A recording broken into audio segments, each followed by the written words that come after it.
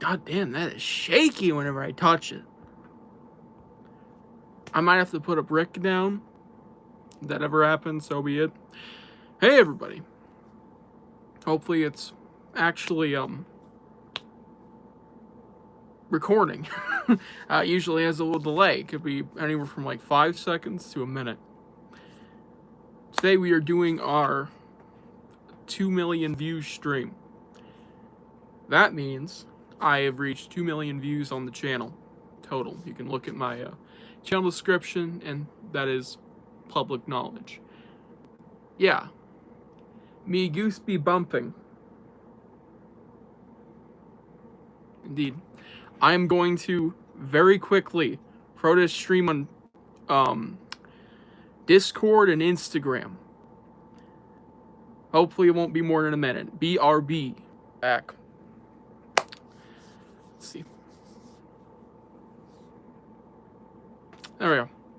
Hope we're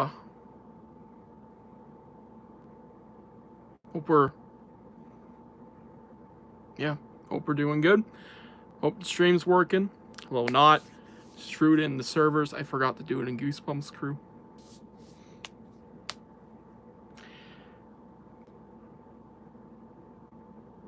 Okay, we're back, I hope. Hey everybody. I got the stream thrown out. I hate when that is how it works. I have to log out on my phone while stream's going to share the stream. It sucks. I hate that, but we're here, we're live.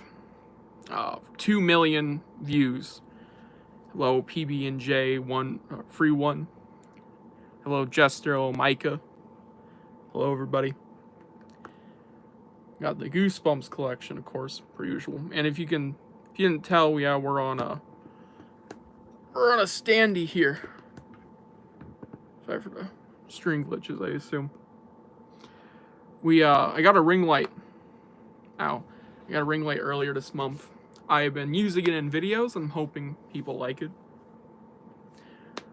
I don't know if anyone cares, but yeah, we have that going. We have lighting, which I can actually change, funny enough. We can do that. I have it on this one. We can also do different colors and brightnesses. So if y'all wanna we can make this a very bright video. I think there's more colored options. It's hard to get to.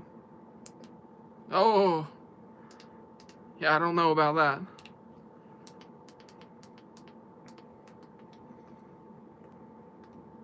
Yeah.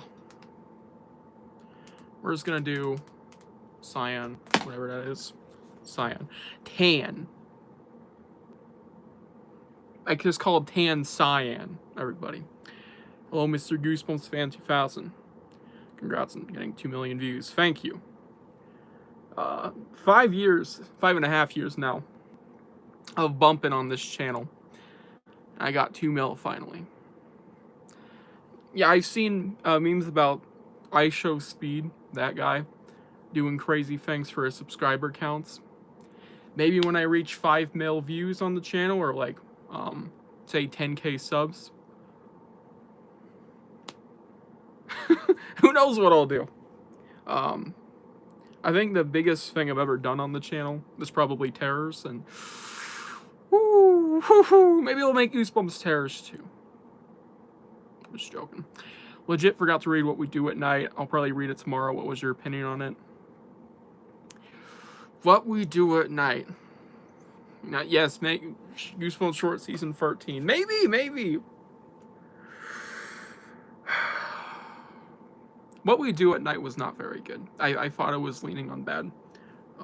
I have a whole review up, so obviously it's spoiler review though, so I don't recommend checking out at least the back half of the video. I don't go into spoilers until it gets, positives and negatives and stuff. I try and keep things as vague as I can. But honestly, if that book, all you need to know is, yeah, it's crow people, duh. So, not really much spoiler there, but there's a few twists in there, but where we see it coming or not are spoilers, but aren't on the cover, you know what I'm saying? But yeah, no, it was not very good. I didn't like it.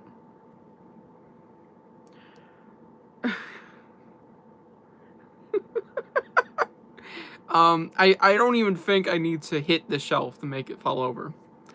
If I did a backflip in this room. Self-discipline.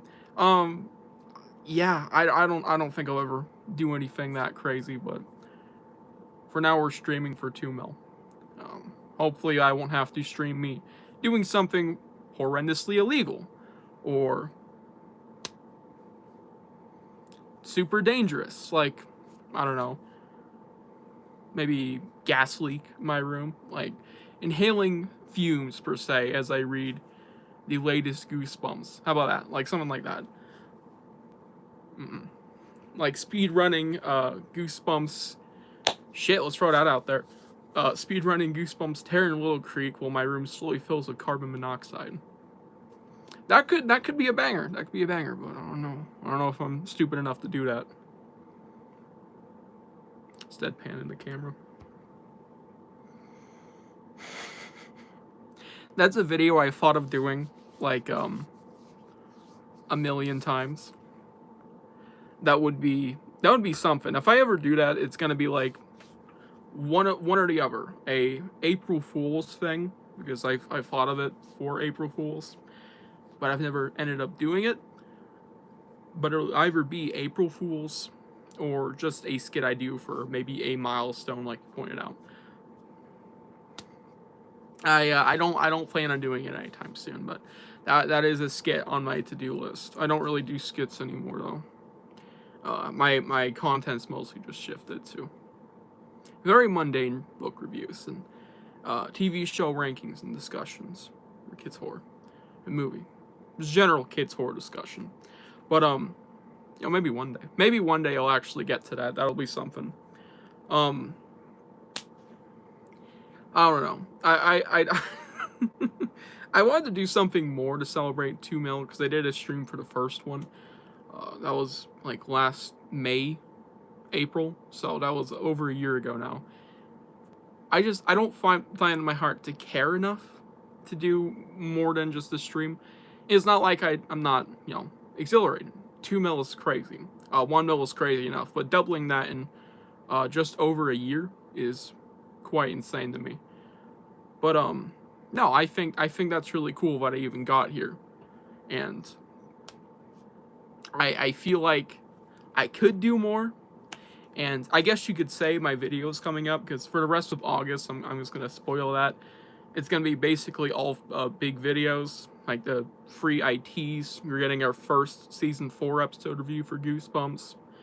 We got a big discussion video. Could be big, could be small. It's probably gonna be like 10 minutes, but something I've been wanting to make for a while, which is kids horror books better than Goosebumps is best. Which I'll throw some examples out there of books I prefer over the best Goosebumps, I'd say, like top 10 worthy stuff. Like some spine tinglers, some strange matter, and we got an essay video that I'm not trying to leak because I think it's gonna be a good one. No, it's a very interesting one. I highly doubt that.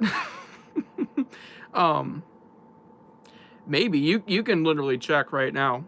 I think if I had the bet, Bjorn probably has like 10 mil.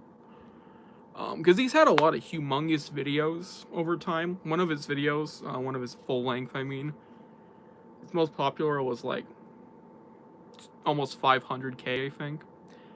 But I haven't checked in forever. I don't watch Bjorn avidly. I do think Bjorn would have more views total than me. Not that I really care, right? I don't really care. But that is an interesting comparison if he actually does or doesn't. Also, this is something that crossed my mind recently. Bjorn's I can't speak. Thrift Adventure videos. They're reaching 10 years soon, which is pretty bizarre to feel. Bjorn has been doing content for so long that some of his videos are 1/3 of the way to becoming vintage. So that's saying something. And that's just the Thrift Adventures. I know there's videos already on his channel that are indeed a decade old. So this is just adding to that pile with the Fifth Adventure series that he did, which is, to me, one of the most iconic Goosebumps things on the internet, besides Goosebumps stuff itself, like the website and stuff that I wasn't around for, even the Horrorland one. That stuff is some of the most iconic Goosebumps material ever posted online. So that is about to turn 10, I believe, within the next couple of weeks. I can't remember when. Right, yeah, no, literally within the next, span of like 4 weeks. I think it's like the day after my birthday, like September 19th or the 20th. It's like late September next month. That's when that series turns 10. But no, that's just crazy because I've been watching that since I was in kindergarten. Now I'm in 10th grade. Most range moments from GYG Books video. Maybe not as a 10K special. But unless I do like an onslaught of different specials, I could throw that in there. The first thing that comes to mind is the gorilla rape ending from Shop 2 Drop Dead. That's what it's called. Yeah. I think that's probably the most batshit out there. It's like, who wrote that? But then you have the I mean, I can name like some of the most gory endings out there. Like I say it like every time GYG endings are discussed, but the ending where he gets shot out of a cannon, that's uniquely violent. I've never read anything quite like that. And then it's played off as a big laugh. I think that's a great ending from book 1, actually. Yeah, there's some pretty crazy endings out there. Oh my god. Elevator to Nowhere. There's a whole plot in there that is, whew, pretty risky.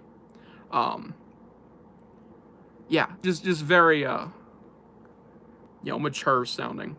Basically, kid killers.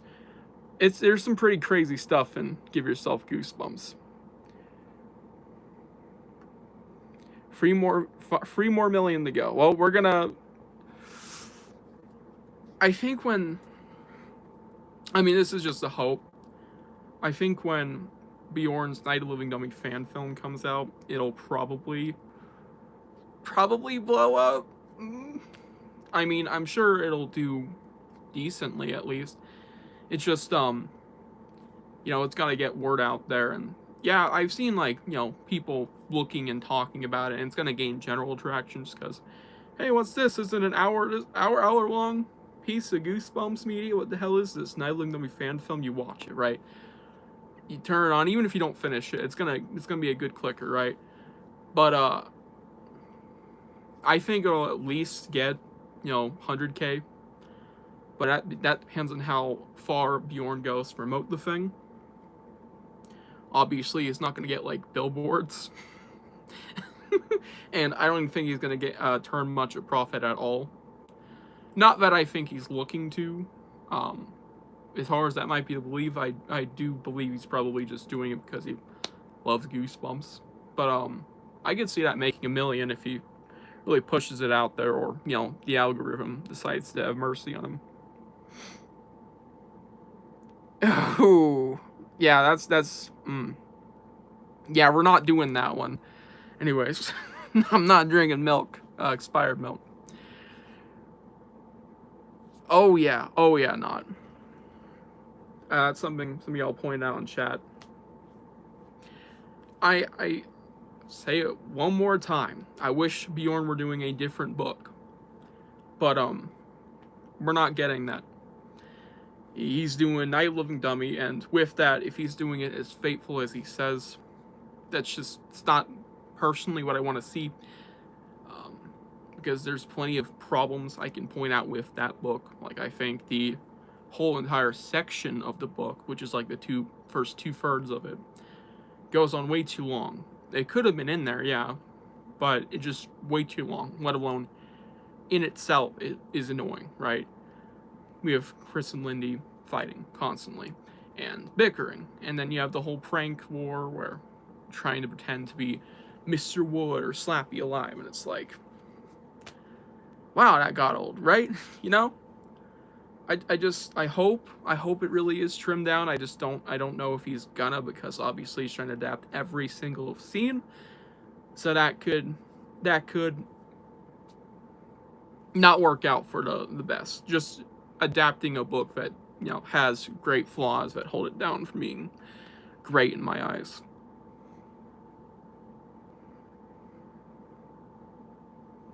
Yeah, damn. Sounds about right though. WWW. Tom about some Hank. Jesus criminy. And yeah, that too. Can't wait. The most exciting thing on my bingo card for 2027 is the 45, half the movie being, and that's generous, right? Half the movie whew, being about Chris and Lindy just being annoying. Can't wait.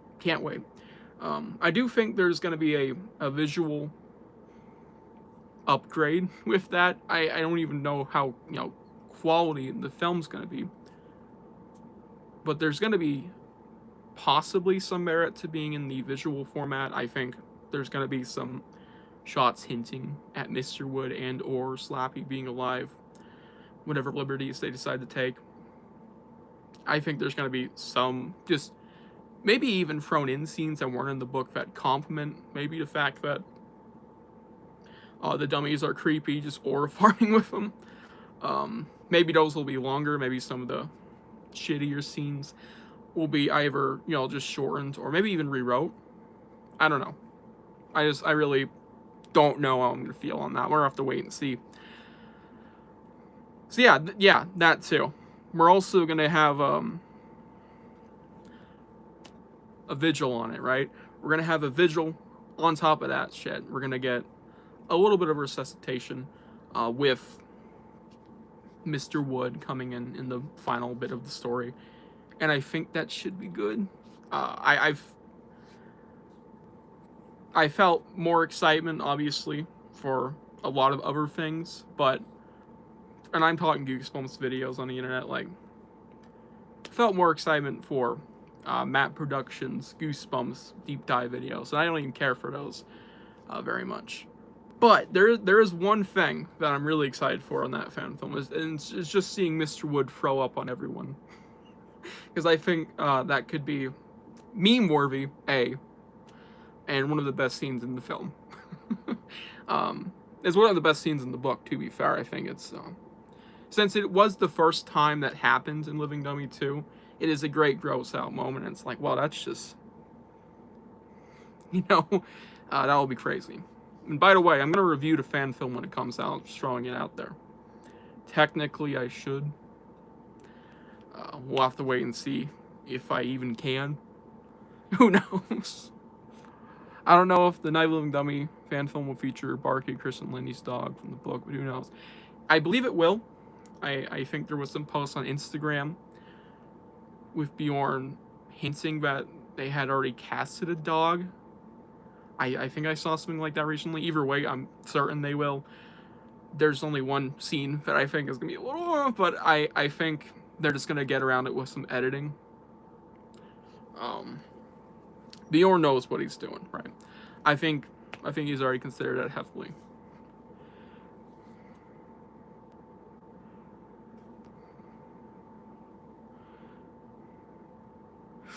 Ooh. Book accurate, dummy free, adapted.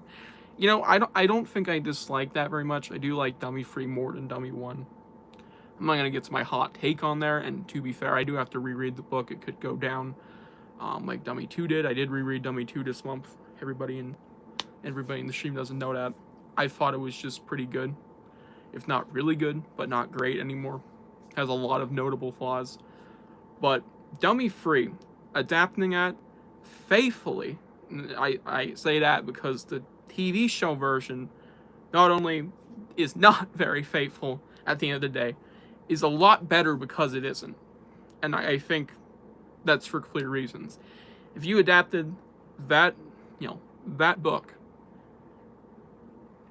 that would have been a bit annoying with the fact that And I mean, wholly faithfully, most of the episode would have been Zane just doing his shit, if you know what I mean. Not to spoil the episode, but I think we've all seen it, right? Most of it would have been, not just the first half, way more than that. And we wouldn't have gotten as much aura and awesomeness as Slappy. I think that episode would be way less awesome, though I do think it still would have been great because, you know, some of the qualities from the episode are pretty hard to remove even if you adapt the book faithfully towards the original episode. Like, you know, the characters and the acting, I think that's some really good stuff there. And I do like a lot of the beats from the book still. I still think the climax and it's pretty fun. But yeah, no. I don't know about adapting that book faithfully. I like the liberties the original adaptation took. Book accurate bride. Don't even joke, man. Don't even joke. I mean, Dummy 1 has Mr. Wood carrying the second half. Book accurate. Dummy 3 means Slappy comes in for 3 minutes of his Wood getting pulled in a 1 hour and 30-minute film. Yeah.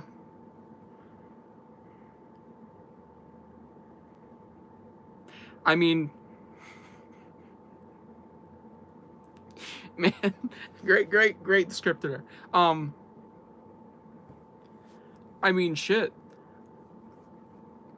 I don't know. I think Dummy Free could be great if you adapt it faithfully and you really fucking tried with the characters, and I think that's what the non-faithful original episode did by making the characters just a bit better. I really did enjoy him there. Adapting it faithfully, you know. I just think you could pace things around differently, obviously, like the original one did. But then you'd just be remaking the original episode.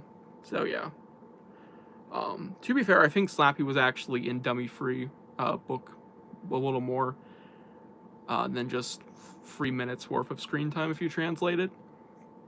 I remember him being in there for most of the final, like, 30, 20 pages at least, so that's a good chunk of the book. There was a lot of scenes with him being drugged downstairs, from outside, all that stuff, going through the motions. Jesus criminy. Yeah. You know what, I could almost, man. Slappy's Nightmare I'd like to see being adapted since it never got an adaptation, and also Bjorn. Sorry. It's a personal connection to it. If he takes some creative liberties and removes some stuff. I hope he takes some creative liberties and removes some stuff. I hope he changes that one around if he ever gets to it, though we're talking ages from now. So I don't even want to assume he ever gets there. But you never know. You never know. If he does get to Dummy 5, which I technically would like to say is Dummy 4, because it's like in timeline it becomes before 4. I don't know. Slappy's Nightmare. I think there's a lot of obvious things to change with that one. Personally, I don't fucking like the book. I don't like the book, so if that says anything.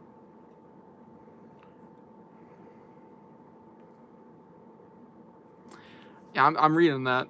We're talking 2037. Exactly. Good God on that, yeah.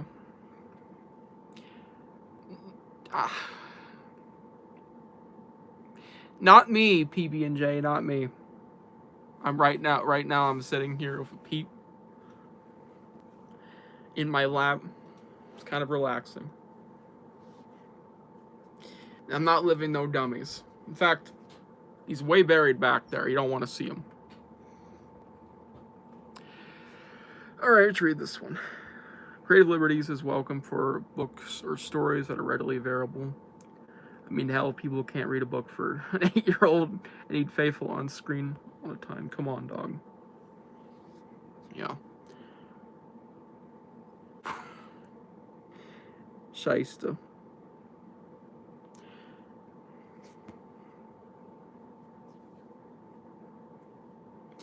I mean, yeah. War of the Worlds. No, I'm just fucking. But for example, like that story's been adapted a bajillion times. I'm fine with different versions of that. You know, it doesn't have to be literally the same book. Um, but then you have the Ice Cube one. But you can read that story, I'm sure, if you just look it up. You can probably literally read it right now. Same with like I Have No Mouth and I Must Scream. That's like a 10-page story, I believe. Probably Google it and you'll get a free copy. I don't think there's no issue if you adapt it differently. Just, you know, because you can literally read it right now. It's not like this untouched piece, especially if it's like niche too. It's like you gotta maybe do some justice there. Nah, dog. I'm not gonna read that one.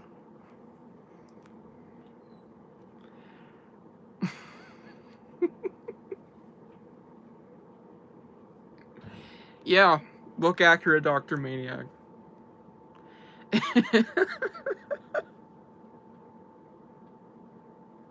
Yeah, I don't know about that one, BD.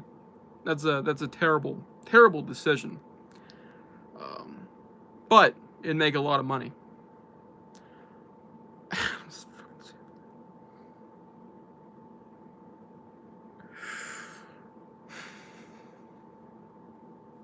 What do people even see in Purple Rage? Jesus Christ. Yeah, sure. You know, do that. Jim Carrey as Dr. Maniac. That's like the most popular fan theory. Low key. I don't even think we're ever gonna see that, sadly. Even an adaptation of anything, Dr. Maniac. But that might be for some of you for good reasons. As much as I do enjoy that story. Jared Leto. Great casting, everybody. Great castings. Great castings. I don't think we'll ever see any of those stories adapted, though. Horrorlands, Most Wanted, so on and so forth. Comics, maybe. I think a Dr. Maniac comic could happen someday. Obviously not the Horrorland book, because that's a lot of stuff you gotta throw into it. Would make sense. But, maybe Dr. Maniac will see you now. And some of you are probably hearing that and covering your ears. But, yeah, no, I like those stories, so I would personally like that. Adam Sandler's Dr. Brewer. We already had a celebrity pick. Why did you say this into existence?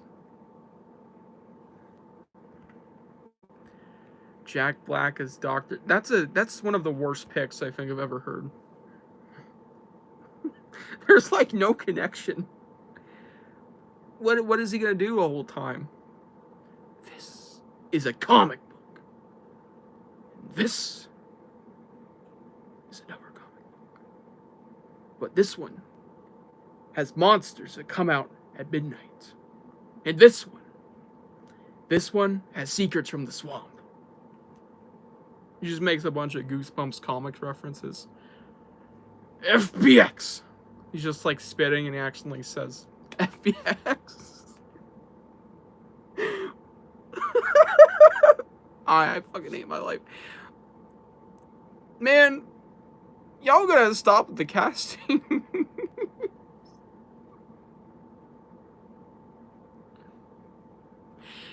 Anyways.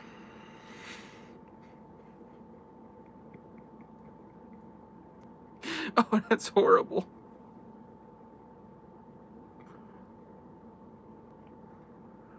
That is horrible. Horrible picks. Let me take a swig here. Who would Arnold play if he was part of the Goosebumps franchise? That's a good question. Arnold Schwarzenegger.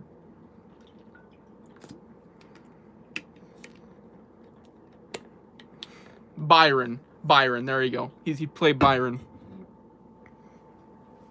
Perfect casting.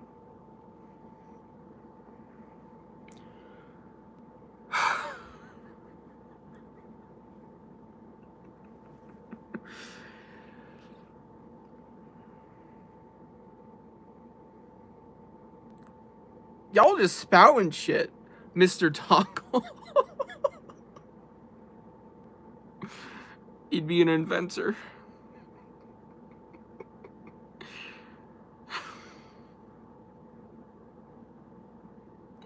No, that one's a crazy one. Who the fuck is Dr. Horror? Oh, House of Video. Shit. I don't know what the fuck you're talking about. Now I'm realizing that that's a very generic name. I don't even know if that's what his name was in the short story. I haven't read that in like a year. But I don't know about Dr. Horror. That's a dumb name. Beautiful hands.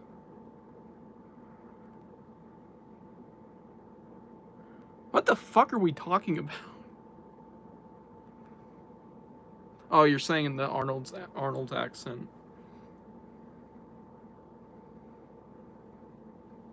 Yeah, I'm not gonna do my impression. But yeah. I could not imagine him playing anything but like some taller character. Mr. Toggle's like one of the only ones I can think of. Because yeah, he's like an adult man, so there's that. He's not like a short and stubby one, or opposite race, or anything. He's just he could play Mr. Toggle. He could play if you put him with suit again. Byron's like a big bulky horror. He's ripped. Maybe Dr. Maniac, but I think that accent would ruin him. Bill Murray. I think Jonathan Chiller would actually be best as Danny DeVito. Yeah, sure. Zendaya and Tom Holland as two 12-year-old kids. Sure. Yeah, casting shit's getting cursed.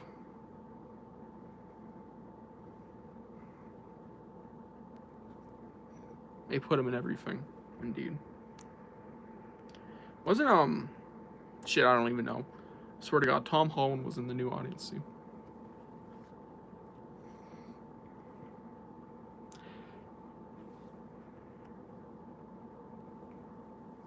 My lunch wanted to come up for a second.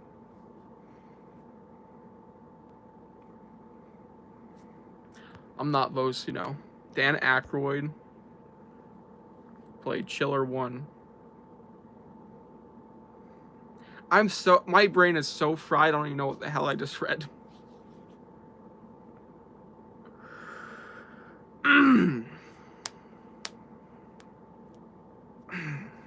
Cracking these knuckles real quick.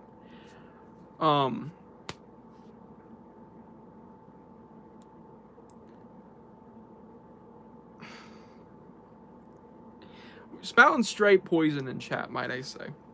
Some straight heinous shit. Turning the fan up too. It is so hot, by the way. It is horrendously hot.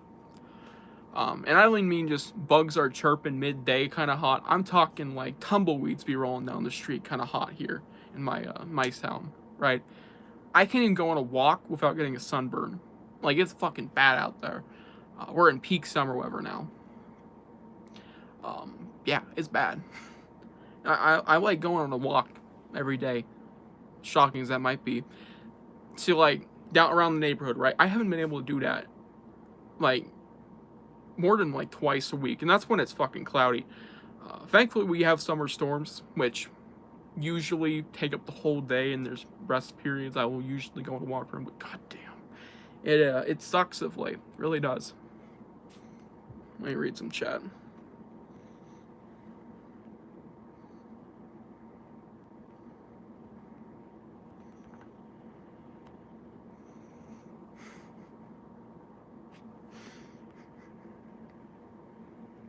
Casper Spear Gun. That's actually a great reminder for me to watch the Casper films. I got them recently at a antique shop. Recently, June.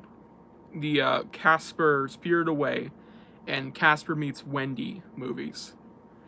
Except I can't find them anywhere on streaming, and I don't have a VHS player. At least one that I have hooked up, ready to go, or it's foreign tech to me, basically. As much as I collect 90s shit, I'm not gonna LARP and say I'm from the 90s. I was born 2009. I don't know how to fucking use a VHS player. So, yeah. I wish I could watch those, though, of having to rent them. Because I could find them on Prime, and I could rent them, or I can fucking get an add-on subscription, which in other words, rent them. But I get more movies, and most of them I probably wouldn't want. It's bullshit. Bullshit. Damn.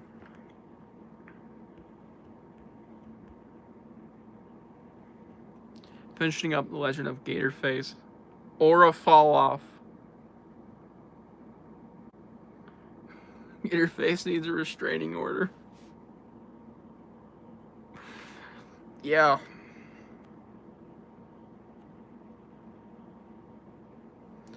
God, I really loved Gatorface for most of it. You know, I thought the movie was really damn good for what it is. And it doesn't excuse the flaws with it.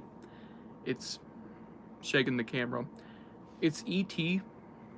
It's literally just E.T. There's, I believe every review I saw after watching the movie said the same thing. E.T. Kids have to help this foreign creature that the government wants to perchance kill, perchance just hurt in general.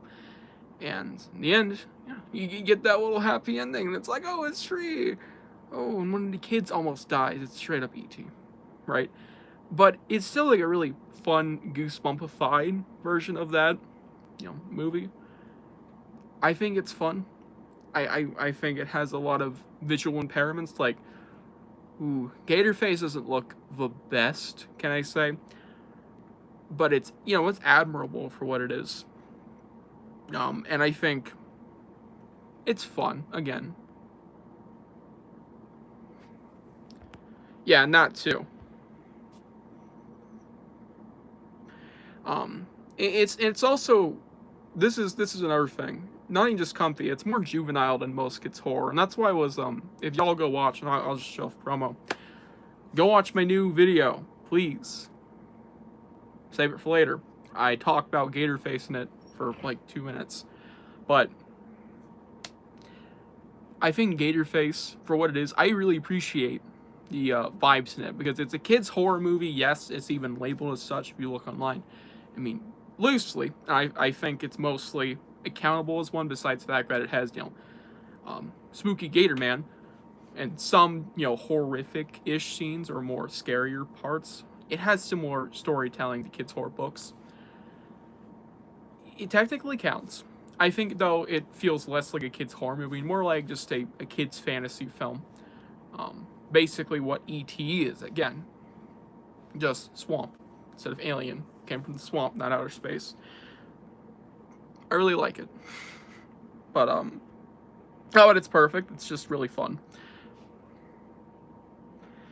And the Megaplex. Megaplex was pretty decent too. I really liked that one, I think. Hoping to give that one a rewatch, but no promises. There's plenty of kids' horror movies I'm still trying to get to, like Train Quest, whatever that one's called. That one, hopefully gonna get to that one soon. I'm gonna try and watch a few of them here in September around my birthday. Because that's when I really like consuming, especially alien media. There's actually a alien kids horror movie I found. I shared it in chat when I did, and that was actually the same night I watched Phantom Town for the first time, and it was like aliens in the Wild West or something. So that's gonna be fun. Had kid actors on the poster, so I'm just assuming kids horror film, at least Gatorface equivalent type stuff, where it's maybe more juvenile and fun, but still at heart it's basically kids horror. Yo, don't even get me started on Monsters at Large. I got that movie done at 3 in the morning, by the way. 3 in the morning, almost on the dot, a couple days ago. And that is only because I would have gotten it done at like 1:30, goddammit, or even at the latest 2. But I was interrupted by my brother, and I had to go do something for a whole hour. And I had to come back and watch the final 5 minutes. That's how much I had left, and I was just sitting on it. And maybe it was the whiplash of coming back from doing normal human stuff to sitting down and seeing the villain from the original Garfield movie. Not even kidding. Pull aside his shirt and go, I'm a monster buster too. It's fucking diarrhea. And the terrible, terrible CGI. Whew. Yeah, no, Gatorface does look like the Mona Lisa in comparison to EDP shit pics, whatever that movie you want to point it as. Holy crap. Love the fact that The Legend of Gatorface features the same actor from 90s Goosebumps show. It's pretty cool. Also, the VHS cover is honestly better than the DVD covers. Yeah, I love a lot of the old kids horror movie artwork. Fan of the Megaplex, cool one. Phantom Town, that's one of my personal favorites. Honestly, all of the Phantom Town art pieces, or Spooky Town, if you will, I think those are all cool. I love the one with the dude aura farming all over the logo. I think that one's really cool. Gatorface, though, that's a pretty nice one. I think it's nice to have all three, the Goosebumps actors. I don't know their names. But to point, the kid from the main stars of these episodes, Pack the Mutants and Click, same actor. You have I think John or Ben White or something from Cuckoo Clock and Haunted Mask 2, and then you have, this is the one I should know, but the bitch, because she was a bitch in that episode, from You Can't Scare Me, the girl you're supposed to hate in that one, Courtney, whatever her name was. And then you have, Richard McMillan. I think that one, it's the only one I know the name of, too. I love Richard McMillan. Everything I've seen him. Curious Camera, I believe he was in that. I swear to God he was. Say Cheese and Die. Teacher's Pet. That might be my favorite. As much as I don't love that episode, it's really, really good performance. And of course, Gatorface. Ghost Squad, that is also on my TBR, or PBW. TBW. I will get to that one. I know there's like a, from what I remember, shitty CGI ghost dog. Frankenstein and Me is too cheesy. Same with Teen Night, aka Medieval Park. Those are both on my watch list. I believe it's like a sympathetic dark ghost story stretched out to 100 minutes. Stretched out 100 minutes. I don't know. Shit, man. All of those are, again, on my TBW. I'll get to in whatever order. But interesting to know. I'm just really hoping I'll find some more gems in there. Because after Monsters at Large, I need to cleanse my palate. And I didn't say anything to anyone. I watched Wicked 1 and 2 last night. The sequel left a really bad taste in my mouth. I didn't even dislike the sequel that much. I just thought it was mid.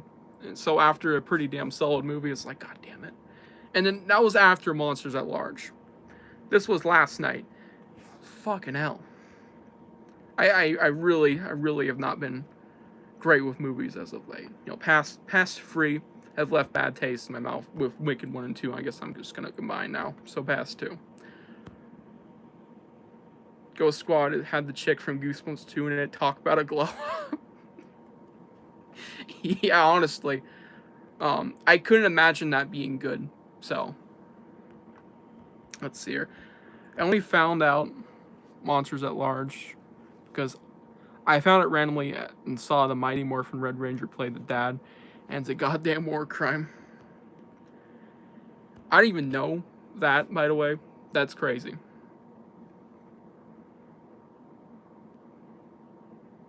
Yeah, that too. Yeah.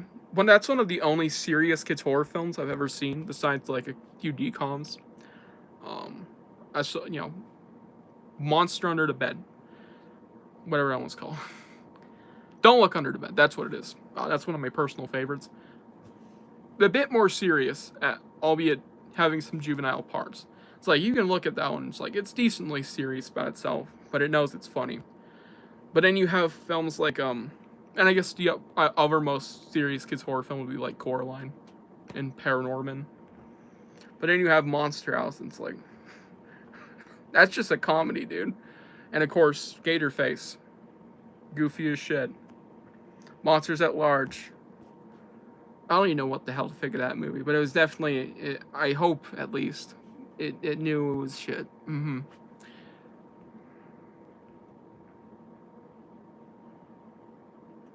I've not seen those.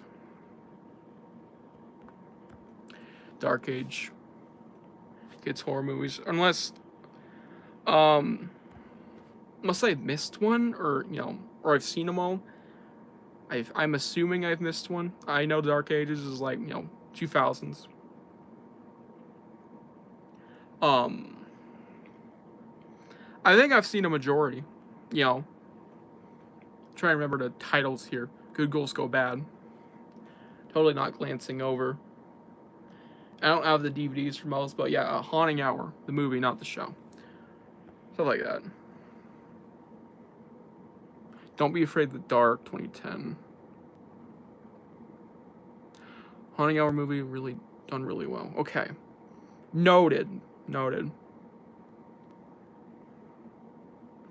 In comparison to kids' horror books, where to go to stories look like Mount Everest, the kids' horror movies range is like a set of Illinois sales comparisons. Yeah, honestly.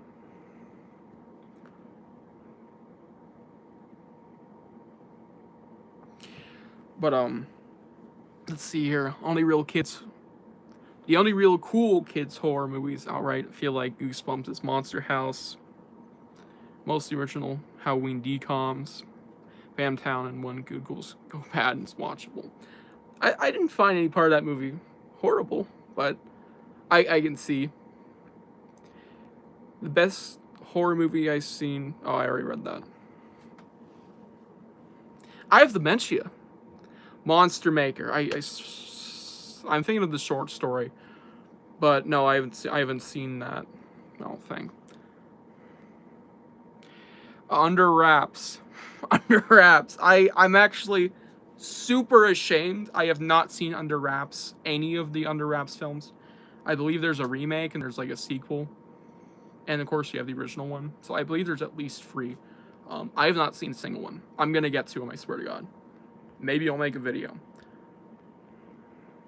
Monsters in the Closet. Never seen that if you're labeling a movie. Oh, okay. Yeah, that makes a lot more sense when you said that. Don't waste your time on Wraps remakes, but the OG is fun as hell. Patrick Star plays the movie. I knew that, which is, again, I'm ashamed I have not seen that. I'll get to it at least by Halloween, because that's on my, again, to repeat, it's on my TBW for films in general, but specifically kids horror. We're going to get to that. I'm going to watch it, though. I'm going to watch all the Under Wraps films, remake and original. If there's anything else, I'll watch it. Soon, actually, I'm going to watch the Witches remake, too. That could be as early as tomorrow night or tonight if I have time, but I'm going to read Cave for at least a third of it. It's a decently chunky book. But I want to watch the Witches remake soon. That's like my very next thing on my agenda because I just got it on DVD, which is a remake to the 1991, which was based off a book by Roald Dahl, which I got to read that too. Can't promise when. It could be a year from now. It could be 5 years from now. It could be tomorrow. I really don't have any plans for that book. Especially since it's not only really popular, but I don't even know how straightforward it is for a kid's horror book. It could just be a kid's book with witches and not be horror at all. You never know. I'd imagine it'd be horror, though.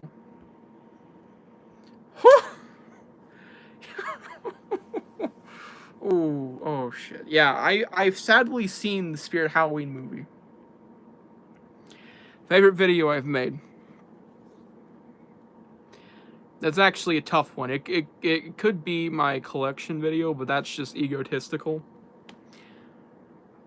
And either way, it's egotistical. What's my favorite thing that I've made? In general, for YouTube. It could be one of my streams. I've done some banger streams before. I've had streams that have gone on for like 10 hours. I would like to say it's probably my Snow Day essay. I put a lot of effort into that, and that's my favorite kids horror book ever. So I'd like to say that one. Sorry, I'm gonna read everybody's chat. We're just going through Spooky Buddies review in 2026. Oh god. Oh god. Yeah, I gotta watch that too, don't I? Yeah. I saw that one when I was really little. I don't remember anything about it besides Haunted House or something. Hated the Spirit Halloween movie so much. Yeah, I didn't like it either. I actually have to throw that in my kids' horror playlist on IMDb. Not IMDb. Letterboxd. Everyone follow me on there for shit posts, I guess. Forgot to throw it in my kids' horror movie bin for everything I've seen. I'm trying to keep track. I've seen currently that I've watched in recent years that I remember 40 kids' horror films, including like specials that are on there. I'm not including every Goosebumps episode. I didn't throw that in there. Yeah, I gotta throw that in there. Jesus criminy. Yeah, that makes sense though. I swear to God it was on Tubi, if that says anything. And that makes sense. Spirit Halloween movie. And yeah, it frightened me too. I think it's so funny that they didn't even try and do any like huge callbacks to Spirit props that I could see. They just used the modern ones. They used Mr. Dark. They used the Nightcrawler thing. Those are two I mainly recognized. And they had some, I mean, besides Christopher Lloyd being in it, which I guess cool because he's like all-star kids horror, right? He's, you know, he's been in some big kids horror projects. Haunted Lighthouse, for example, that got a stupid amount of merch. Stupid in like there's 10 different merch things. In fact, I hope I get some soon. The only thing I have is the original book. I only have the paperback. But he was in that. He was in Good Ghouls, and then recently Wednesday, if you count it. I don't. I don't really count that. I don't count anything Addams Family. That's not kids horror to me. That's basically just kids thriller comedy. If you even want to call it thriller, it has like zero thriller aspects. But the only horror in it is like it's gothic, right? But yeah, no, Christopher Lloyd's been in some crazy stuff for kids horror. I really appreciate him. How many pages into Cave? My copy comes tomorrow, so wants to know if I can finish in one sitting. Well, let me look here. I'm 22 pages in. Not a great amount. There's the copy, everybody. Everybody, go to WeirdOwlsPress.com. Little room leak there. You can see my light. You can see my window. Yeah, you can see my dildo collection that way. You can see the ring light. Go to WeirdOwlsPress.com. Link in the description. I'd like to say, but I don't have that. And buy a copy of Cave. You can get the cheap one. You don't have to buy it right now. You can get the most expensive one if you're crazy. Just take my word for it. So far, 20 pages in. It's good, right? I like it. I've been chewing out away at it every now and then. I want to give y'all a little piece here, especially BD. This is how long it is, right? Per page. It's not too long. It might take like a minute or two per page. I'm not the fastest reader, I'm gonna admit here. Mine has a built-in bookmark too. Like that's it, and that's the chapters, by the way. That's what the chapter breakers look like. It's not a page skipper. It's like a couple indents in a new chapter. There's some interior art that takes up a full page. I've only passed one and 20 pages in, so they're not gonna be everyone. The book is like 187 pages, I think. Almost 190. So it's not too long. It took me about an hour to get 20 pages in, but to be fair, my cat wouldn't leave me the fuck alone for the past, couple of pages, and that's when I stopped reading today. I did not just bang my book on something. Yeah, I'm gonna review it, by the way, whenever I get it done. Shorts, maybe. If it's worth a full video, I'll do one. We'll have to wait and see. Yeah, everyone go get Cave right now. Go get Cave. Or any Weird House stuff, please. I take BD's word for it for the stuff I haven't read, and the stuff I have, pretty damn solid. Arguably exceptional. I haven't seen the Spirit Halloween movie. Good. Keep it that way. those were indeed the days. I don't know if I look fondly on them, but yeah. Yeah, 24-hour stream. I plan to bring that back one day. If I do, it'll be like humongous satire and probably the stupidest joke I've ever done. Because that's 1/365th of my year, by the way, if I do a 24-hour stream. So be grateful, even though I put out at least a day's worth of content in a year anyways. And that means I am sitting in a camera for at least 1/365th of a year. I'd like to say it's 2/365ths, but then I have to do calculations to round it down. Bro, I can't spell for shit.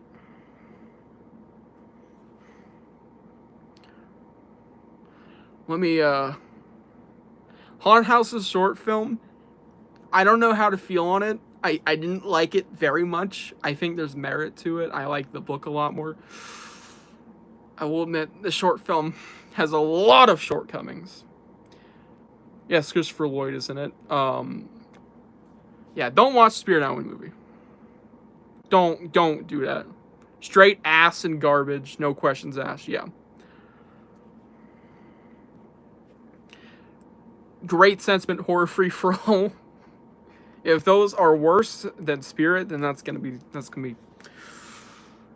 Ooh, maybe I'll have to space those out.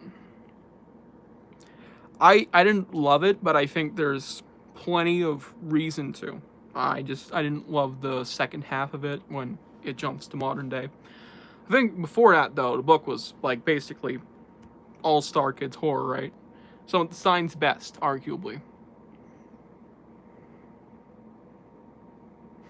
Sorry. Oh yeah, sorry, Pages is the book, right. Yeah, like I said, it's 190. So, you can read it in a sitting. If you sit there for like 2.5 hours, maybe 3, no interruptions, you know. I have headaches when I read. That sucks. If I read for like too long, I have to take a Tylenol. And when I read, I gotta lock in, per se. And I'm using modern lingo. So you old heads might not get it. 40-year-olds. Just fucking. But, no, when I read it, it's so hard to, lock in if I have a headache. And I get some fucking easily. I usually have to take Tylenol at least once a day. Or, you know, aspirin, whatever y'all want to call it. Christopher Lloyd, the guy from Food Fight.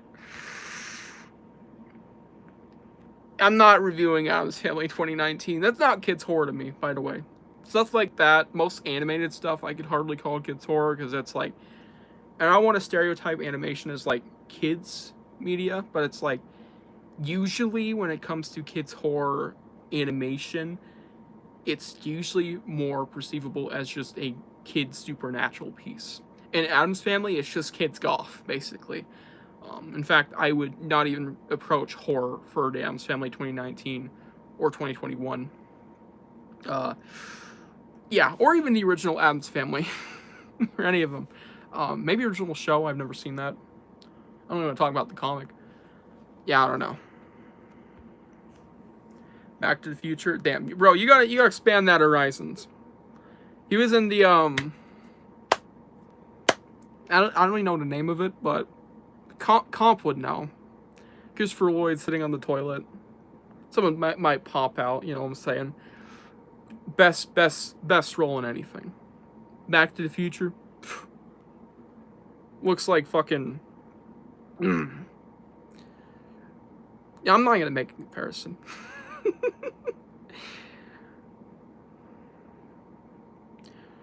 Yeah, 190 is not too bad. And also there's pictures that take up the full page. So there's going to be some freebies in there, I guess. So I'd round it down to maybe 180. So not that it makes much of a difference. But yeah, it's not very long. Right now, what sucks is it's not on Goodreads, Cave. I can't find it at least, so I can't even update my progress or keep physical track. Besides if I, use my brain or a calculator. And I'm not stupid enough to not know. Like that'd be like 60 pages for a third, right? But I can't even log it right now. So say if I somehow read the whole book tonight, Like, I didn't have anything to do. I'm not busy at all. I can sit down for like 2-3 hours and I can just read the whole thing. No interruption, straight login. I can't even log it. I have to wait. And right now, I'm at a point where I really want to log stuff since I have the big 600 coming up, so that sucks. But I'll keep reading it. Hopefully it'll come on soon. If I finish it before it gets put on, so be it. I'll just wait. I'll put the accurate dates. But that's just a bit annoying for personal diary shit. Dan Aykroyd is coming out with a new book, I think. First from sci-fi horror book. I've actually not heard of that. Not if you're anything on that, or if you know like a title or anything, send me that.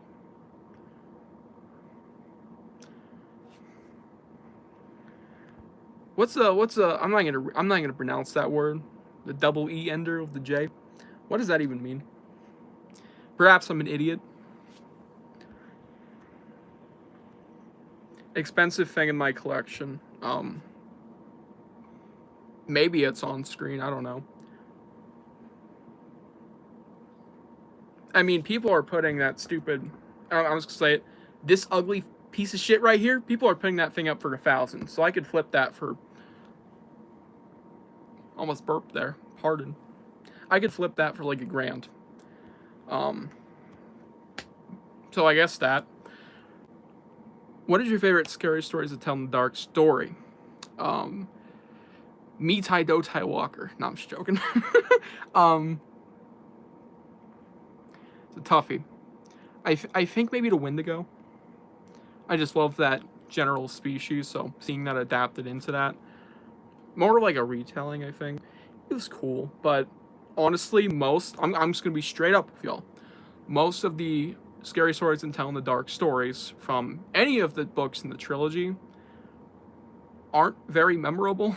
I think some of the art pieces are, standout-ish, and I think there's some that are really gothic and creepy. But that's really it. That's why people remember these stories, I think, outside of maybe how they're told. And the medium is like they're supposed to be told like a read aloud thing, and I like that, but I just don't care for the stories in those books. Maybe I'll talk about it one day. But yeah. Spirit Christmas movie went. Pray not. Pray not.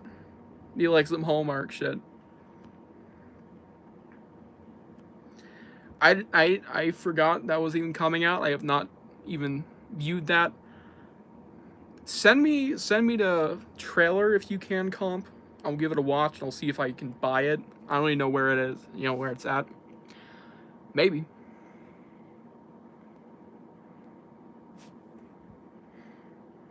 Dead Before Dawn and Blood Lake Attack the Killer Lamprey in my ass. I remember you changed your username to that for like a month.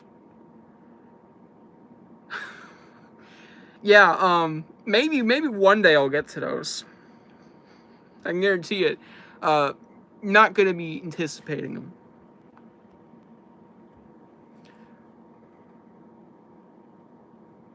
Hell yeah. Apologies. I did not think comp said a slur. I thought it was just a word I didn't understand. I did not entail that it was a slur. Maybe about literature, like I hate those damn pagers, stuff like that. No, they're not a slur. Goosebumps for LARPers channel. Hey, if someone LARPed me, I'd be honored. Low-key. My favorite story from Scary Stories was Something Fell from a Loft. It's a pirate ship one. And to be fair, I don't remember what one that is. I read all 3 of them this year, and I don't remember a single story vividly. I know some of the titles and what happened to some of them. Like, there's... Nothing comes to mind, right? The Wendigo. You're gonna give me like 5 minutes, right? Some of those stories are just... It's not even just the fact that they're so... in one ear, out the other. They're so short, dude. Some of them you can read in less than like a minute. A whole short story. Yeah. It really kind of sucks. I wish those books had longer pieces. And the third one actually did. And I believe that was my favorite. Maybe. Don't take my word for it. I have to check my Goodreads, because I seriously don't remember any of them. They all blend for me. Where did you get your TV show Slappy? 2018. It was on Trick or Treat Studios website.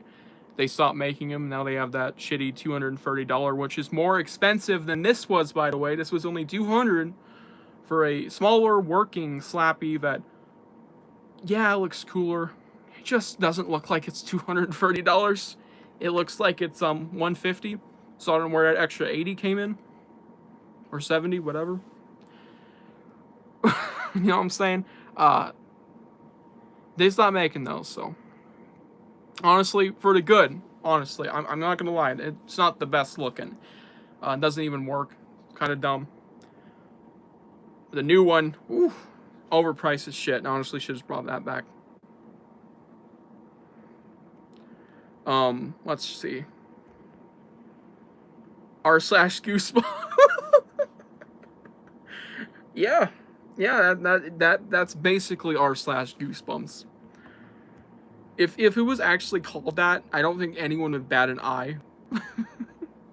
Because that's how it feels when you go on there. Scary stories for LARPers all. Dead Before Dawn has Roderick from Diary of a Wimpy Kid and the Red SPD Ranger.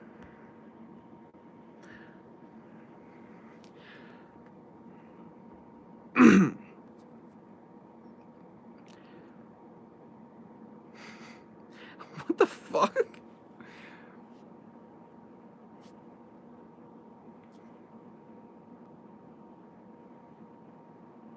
Yeah, promptly not living dummy. They really didn't even consider it, and I'm glad. But then we also have the new one, which is, again, I'll caterwall. $230 fucking dollars.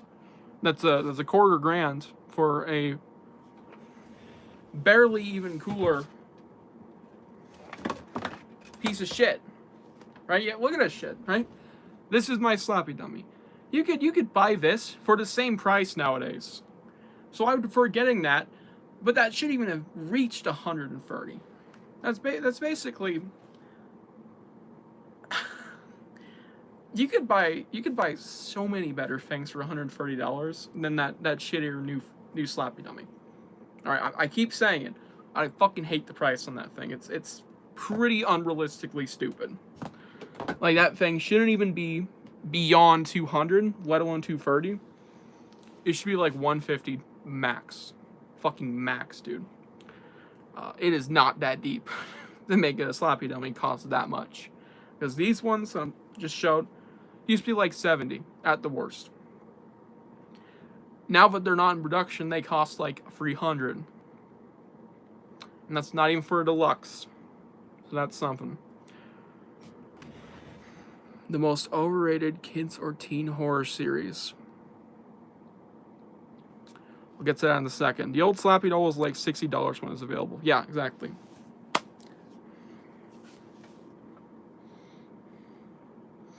I gotta think about that one heavily. It's obviously Goosebumps. No, I'm just joking.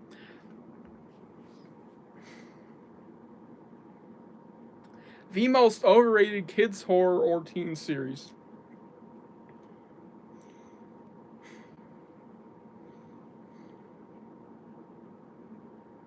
God, that's a fucking hard one. Going to thinker stance for this one.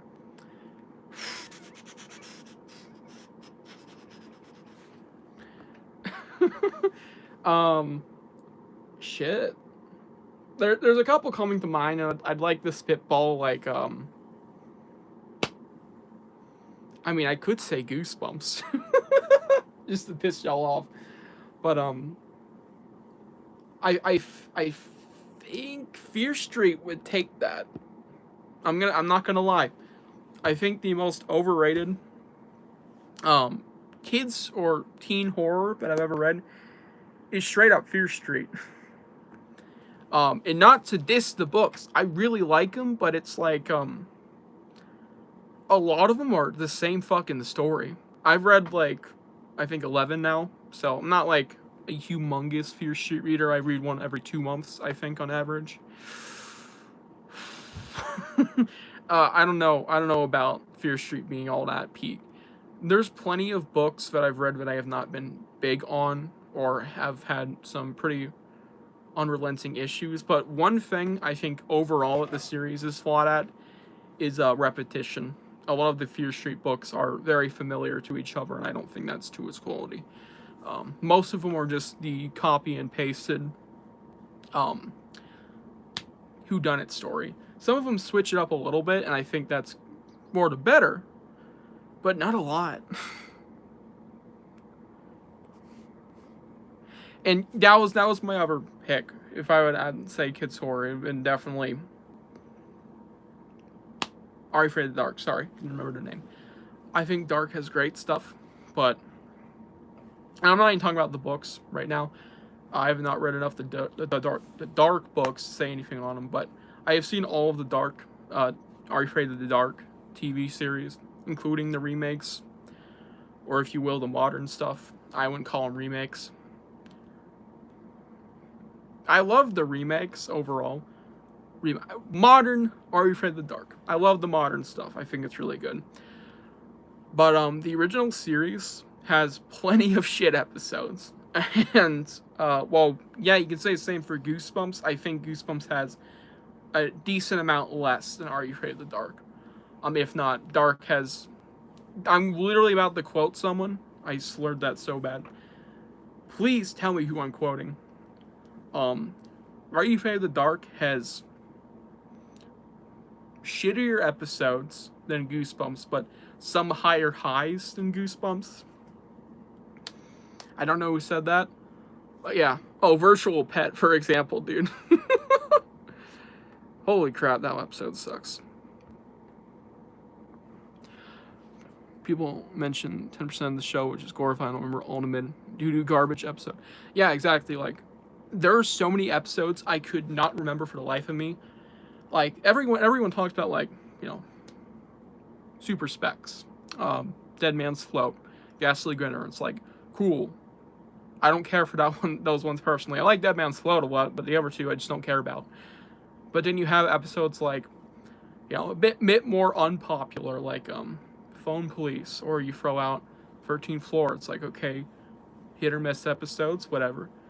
And then you can throw out a real sleeper pick in there. Stuff I probably don't even think about, like maybe the Fire Ghost.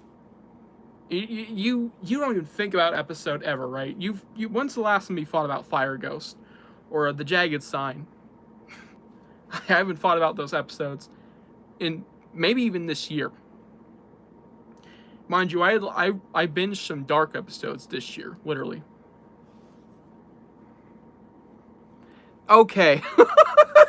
Yeah, sure. I have not seen this. Oh, wait, no, I have. Scream TV show. I liked one a bit, but it fell off pretty fastly after. I have a real big vocabulary, don't I? Hastily. There you go. Hastily after season 1. I was like, okay, this show's not doing it for me anymore. And Free, I couldn't even finish. I didn't finish Free, so that says something. I usually finish shit when I start it. But you can say the same about Teen Spirits, that fuck-ass show. I did not finish season 3. I started the first 2 episodes, and I'm like, well, I already didn't like season 2. I'm dropping it, right? That show's hard to get through. I think the characters in that one are mostly boring. The only redeeming thing about the Teen Spirit show is like the gimmick and also queer stuff. And it's like, besides that, I just don't care about the show. There's like nothing interesting about it.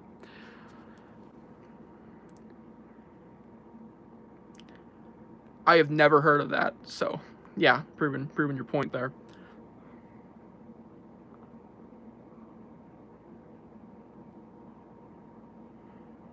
Wow, I'm gonna hang you, Colin. No, I'm just joking. I think Stranger Things is decently overrated. Coming from someone who has merch over there. I don't love a lot of the show. I think 3 sucks. That one's really bad. Very bad season. 5 was a war crime.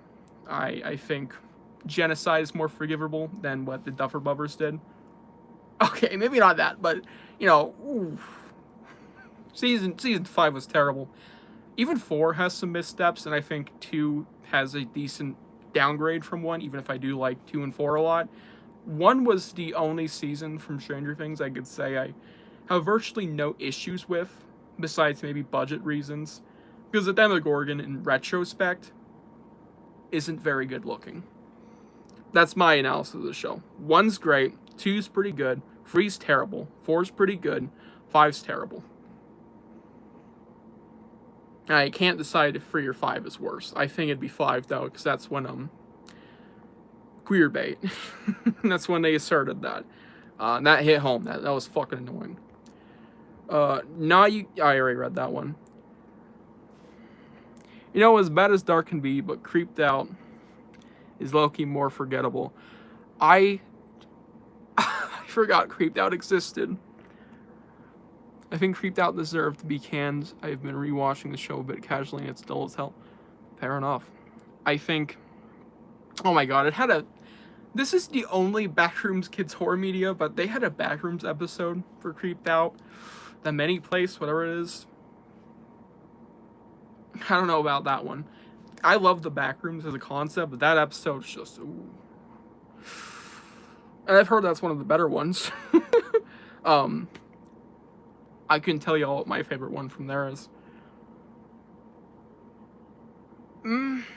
I have no clue. I would have to say it's probably the Mall Santa one. And that's just because the Mall Santa's cool. Like, I'm not even gonna lie to y'all, it's just because I think that guy's cool. And it's probably the most memorable besides, I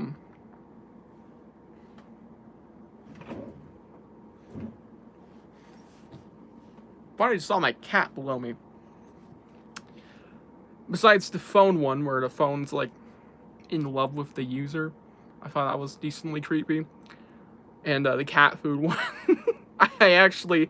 That is the only relevance that show has had in, like, my life recently. I thought about that episode for, like, 10 minutes straight when I was listening to music. And I'm like, god damn, that was a decent episode. It's creepy. I hate cat food. It smells like shit, you know? That's the most I've ever thought about that show in maybe a year.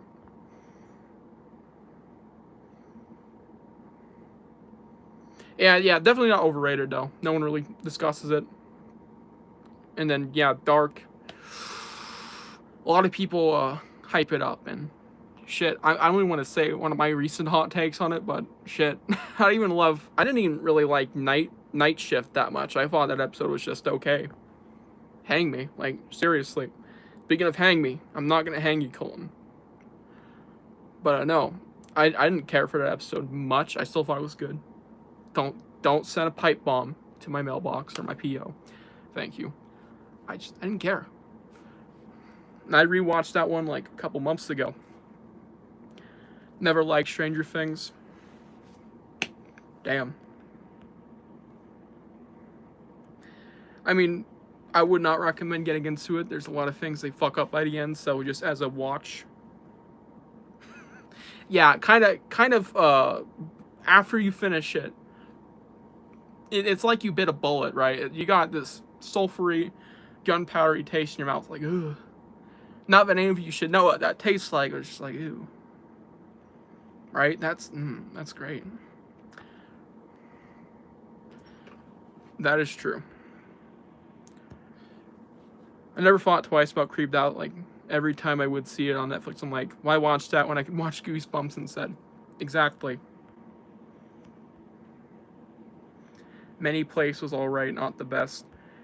Yeah. I feel like that episode just had a lot more potential to adapt a Backrooms, concept into kids' horror of all things. But, yeah, not the best from the show. In fact, I don't think the show is best at anything. Nightmare Room TV show is overrated. Yeah, it's definitely, in that ballpark.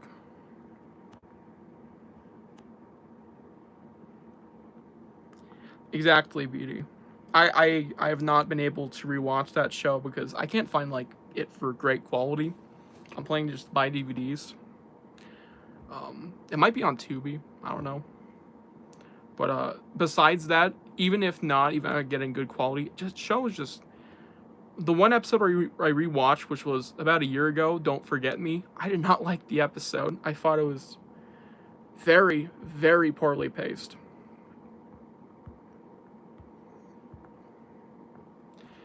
Yeah, fair enough.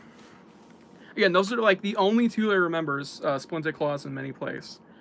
And then you have the phone one. And that's just because that's probably one of the last ones I'd watched. Because I did watch them in order, it's just I would rewatch them every now and then. I had not seen an episode in 3 years, probably. Okay, that's pushing it. But at least like a year and a half. There was one with like a time portal. Right? I remember that one, but not at all. I would hardly call it great. Stay in character. I've actually, when I'm hanging out with my brother, he loves the Backrooms movie. I agree with him. I thought it was seriously underrated. I wish Instagram was less illiterate and could sit down and watch the movie. Because a lot of people thought it was so fucking boring they couldn't watch it. It's like it's literally just it has things happening, dude. But either way. I quote the stay in character shit with my brother all the time. So that says something. Memorable, at least, for a movie. Conundrum of a show.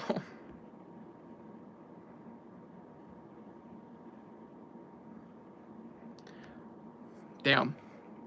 I especially hope Your Diary with the ending. And Camp Nowhere, because I just didn't like that book. Did not like it. Oh my god. Did he just say his last name was Burger meme? Evan Berger? That came from the Just Beyond show, which I've never gotten the chance to watch. I mean, not like I'm disappointed, but I at least like to see what it was like, That's crazy, Since, R.L. Stine made Just Beyond, so at least he wrote the comics. Then he didn't do the art, obviously. He's not talented. I remember watching Just Beyond. I forgot most of it. Well, that's a sentiment. Bingo. Colton.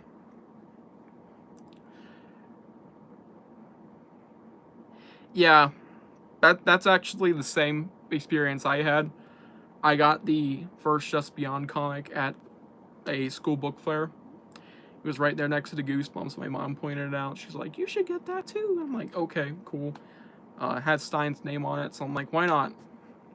I'll give it a read. I did not crack it open until 2024, I believe. So this was my final year of middle school.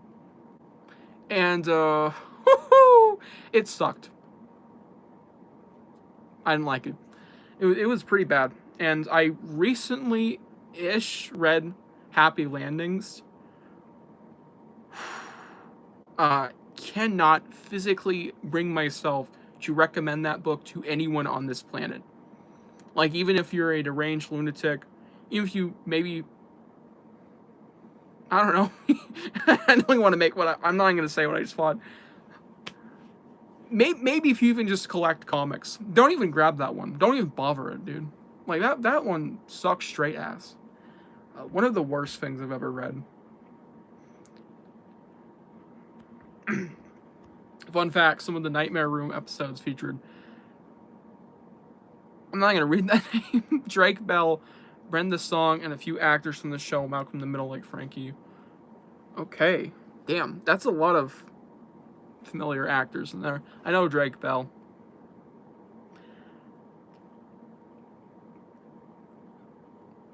Sadly, I think I know Drake Bell. I swear to God there was something with him I heard a while back. But, can't say I'm anticipating watching the Nightmare Room show because, Again, I rewatched the Don't Forget Me episode. I thought it sucked. Or at least, it was not a enjoyable watch. It had some shit pacing. I was like, damn, this is just hitting every fucking beat from the book in a matter of, speed running. Changing the light here.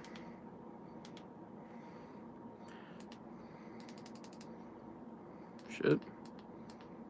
Oh, ellipse warning. Oh, shit.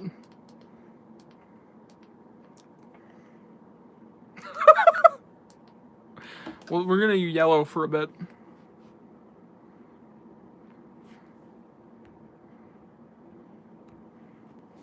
Got yellow going. Been wearing a Digital Circus shirt this whole time, and I just remembered. I should have low-key changed before this, but here we are. We're 85 minutes into the stream, by the way. Yeah. Ooh, yeah, okay, that's what I thought. I watched a ginormous salmon cat documentary from some guy Vsauce knows. Quinton Reviews or something. I loved that video. Thought it was great. I did watch the show when I was younger. Yeah, he mentioned shit with Drake and Josh for like a giant preamble, and I was like, oh damn, I didn't know about that. And Dan Schneider and anything he had involvement on with, Ivor program he did with Ariana Grande, funny enough. Yeah, I don't know about that shit. It's really shitty to learn. I fucking hate Dan Schneider. I quote this all the time. Or at least I try to. Fuck Dan Schneider. You repeat it 3 times, like you're summoning a demon in the mirror, right? It's part of my lingo now. I hate that shit. I wish you... It sucks. Really fucking sucks. Flashbang warning. Goodbye, Jester. I'm producing the Weirdo Halloween fan film. I'm just gonna pop that down right now for anyone asked. Yes, I'm involved. Let's try and get like an avant-garde angle here for a second. Gotti. That's my forehead. Pardon. And this camera's trying to droop down. Show my Digital Circus shirt. There we go. Alex, I got some horror movies I really want you to take on. The Hollow, 2004, Stay Alive, 2006. I gotta screenshot those. Those are actually not in my TBW for once. On Letterboxd.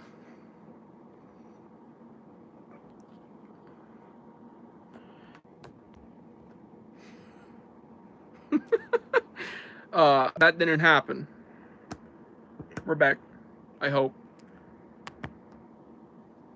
I can't screenshot, dude. Oh, I can't screenshot. Fuck. Okay, well. And this thing's drooping down again. Let me just let's like aim it up.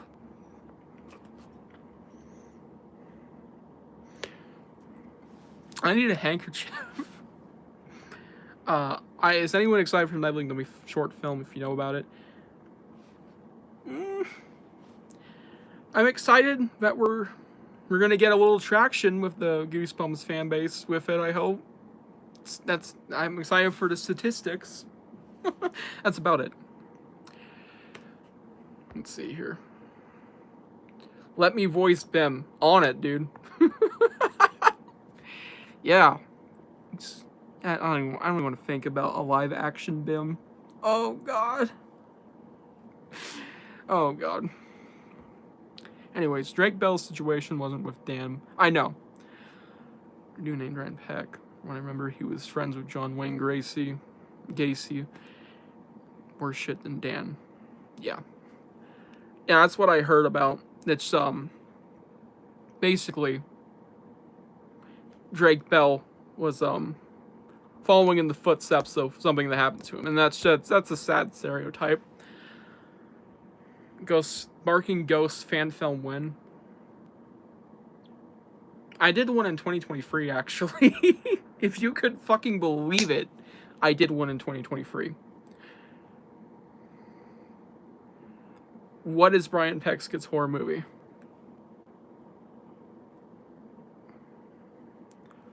I gotta read what I'm looking at here.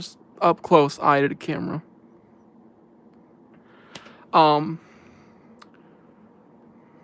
Inbred dog.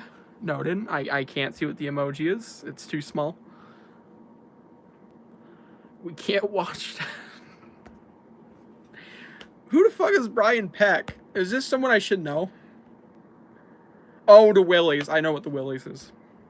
I have not seen it, but I've seen the Willies. I have just not watched the Willies. Whew. I didn't have the best impression of it. I don't think it looks the best, but it's on my radar. It's on Tubi, I think.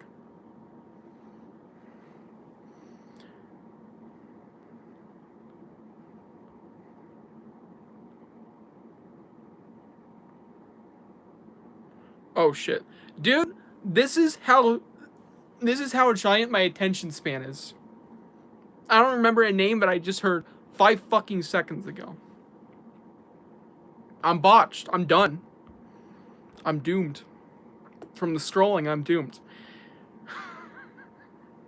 To be fair, that is so bright. I gotta turn that down. We're back. To be fair, I've said this plenty of times. I suck with names. I can't remember a character's name, even a book I'm reading, for the life of me. So usually if you see me writing reviews and I just say the main character or protagonist, even if my video reviews, that's because I am so bad at remembering names. Because that's just not in my hardware. I remember basically any plot beat about a book I read maybe 2 years ago, but I can't remember the character's name. When it was possibly like 1/10 of the book's word count was just the character's name or nickname, surname, whatever, right? Jesus Christ, it's really Slappy's back there. That's really creeping me out. But yeah, like, what the fuck, dude? I suck at that.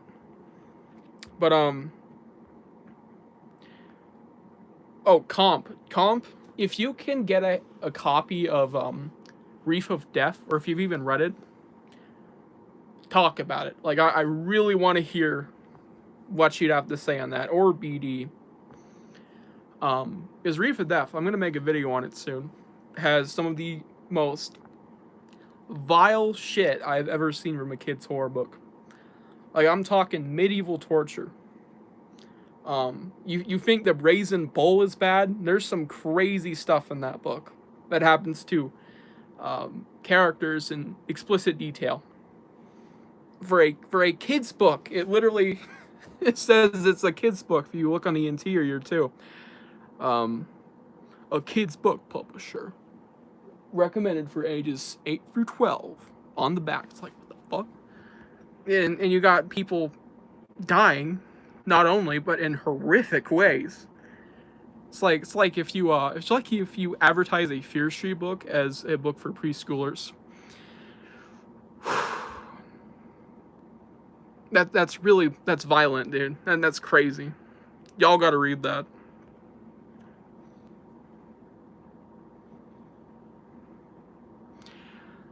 Oh, you bet. I think some people maybe have read Apple Orchard. Think of that particular scene that I don't love in that book. Think of the gore levels of that, right? Very gory for kids' horror.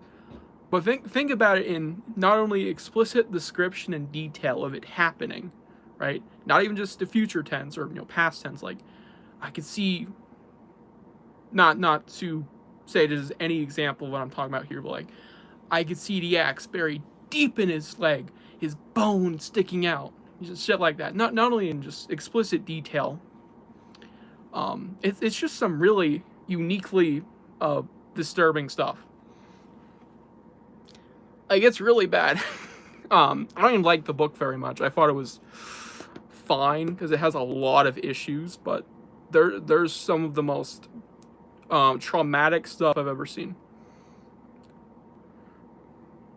You trying to traumatize me? Clown House.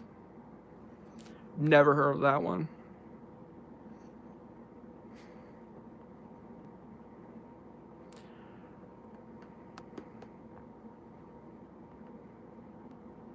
Twilight Zone the movie has controversy of creators. Well, that's just great. I didn't know that.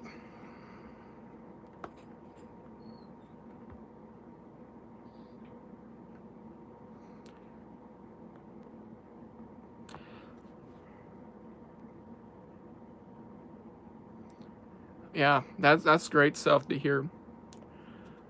To be fair, if any of those people are even alive, I'm probably gonna avoid Willie's or Clown House. Like how I would highly advise not buying Coraline merchandise, for example, because Neil Gaiman's still alive. Or in other words, watch or read or buy any. And I'm talking like firsthand. If you can buy secondhand, that's awesome. Or pirate something, cool. But if you're buying firsthand, right, from creators, from establishments, don't buy Harry Potter, don't buy Coraline, don't buy fucking, or I guess watch the Willies on a service, or Clown Houses. I'm hearing now. Damn, dude. I would not recommend doing that, because that's just funding shit people. If you get ads, I'm assuming, too, or even if you just have a subscription for a service. Because it'll put money in their pockets. It's fucking stupid.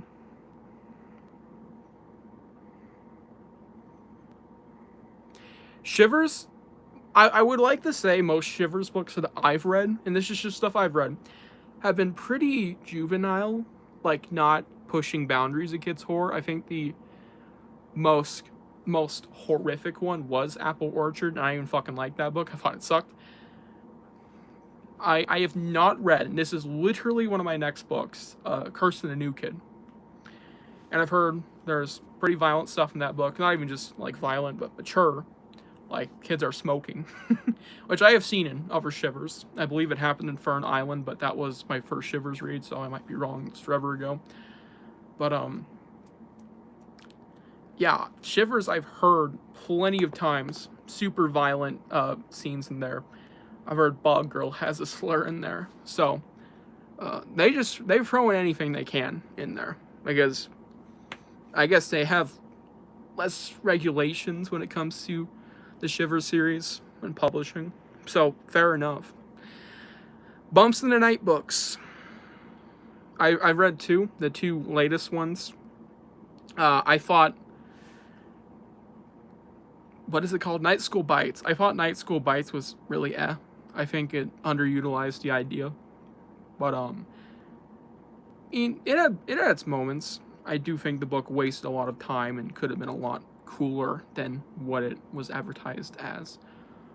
Which was a cool Fright Night, menage. But no, it was not really that. It was pretty boring, low key. When it finally got shit going, it could have been, again, a lot better, bit better delivered, more explored. Not the best book for sure. Hair Today, Go Tomorrow, I thought was quite good. I'd argue it's great. Not the highest high I've ever read from a modern kids horror book. I think of the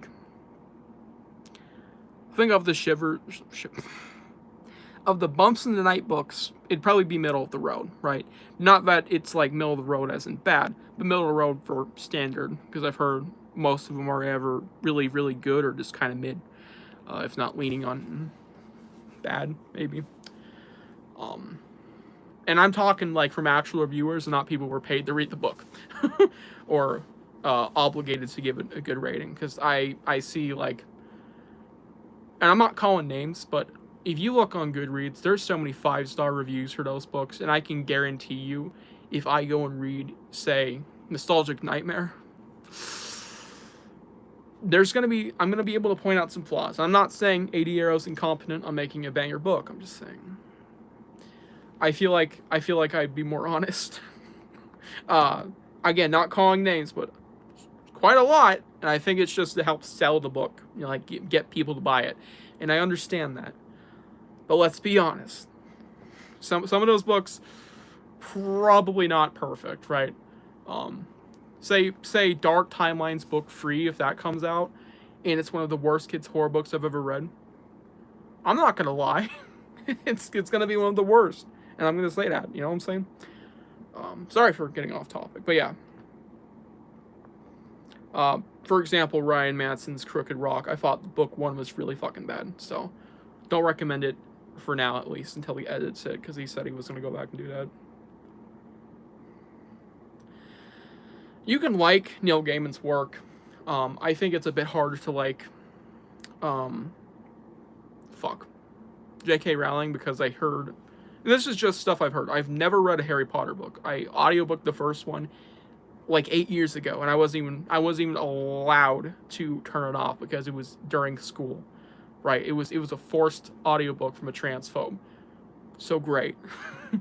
But I've heard there's like really racist theming in the books from people who've gone back and checked them out. So, and you know, very rough viewpoints they throw out there.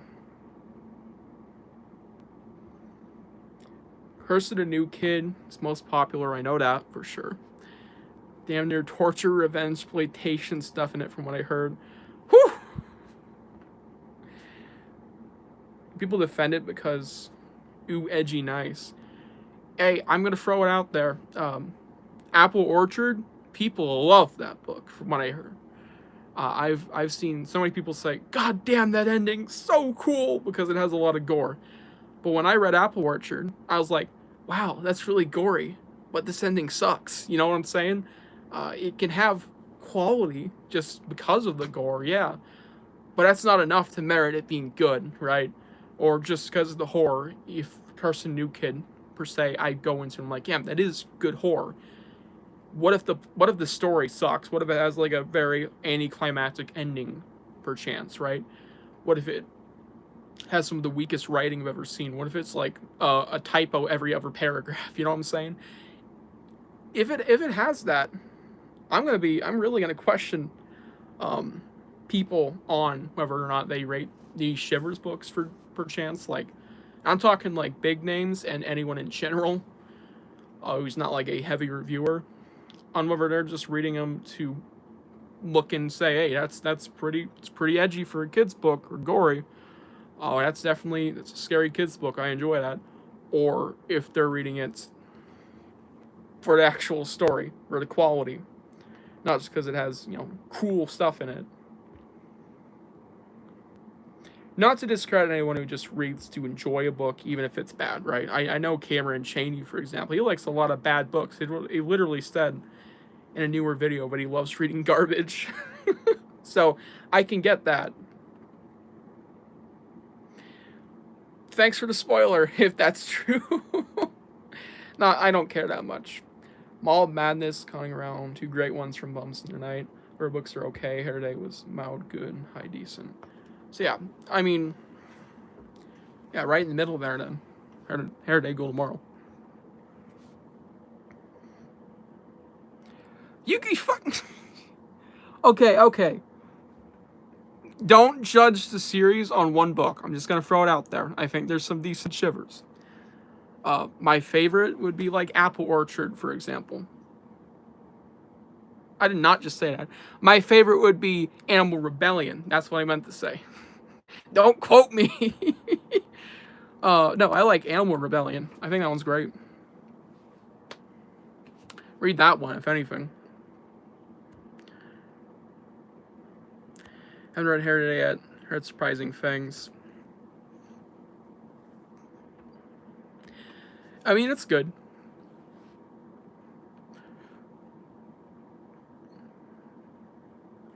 Damn. Yeah, I know. It's like, again,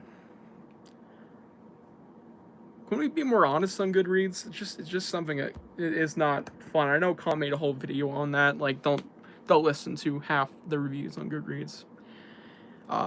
Especially like paid early access reviews. There's an obligation almost to just give it a good rating. Even a 4 stars is like, you didn't like my book type shit. You know what I'm saying?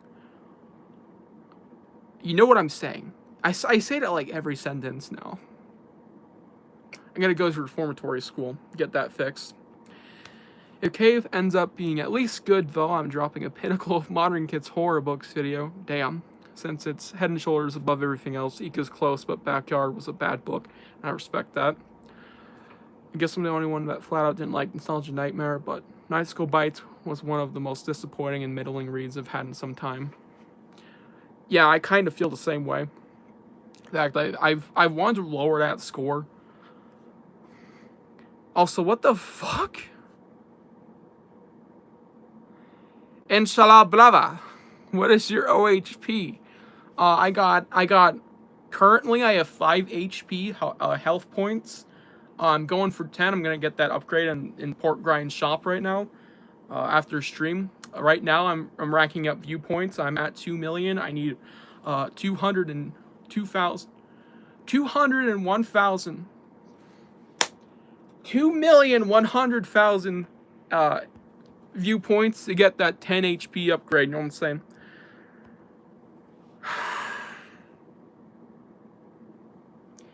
Brandon Rogers as Bim.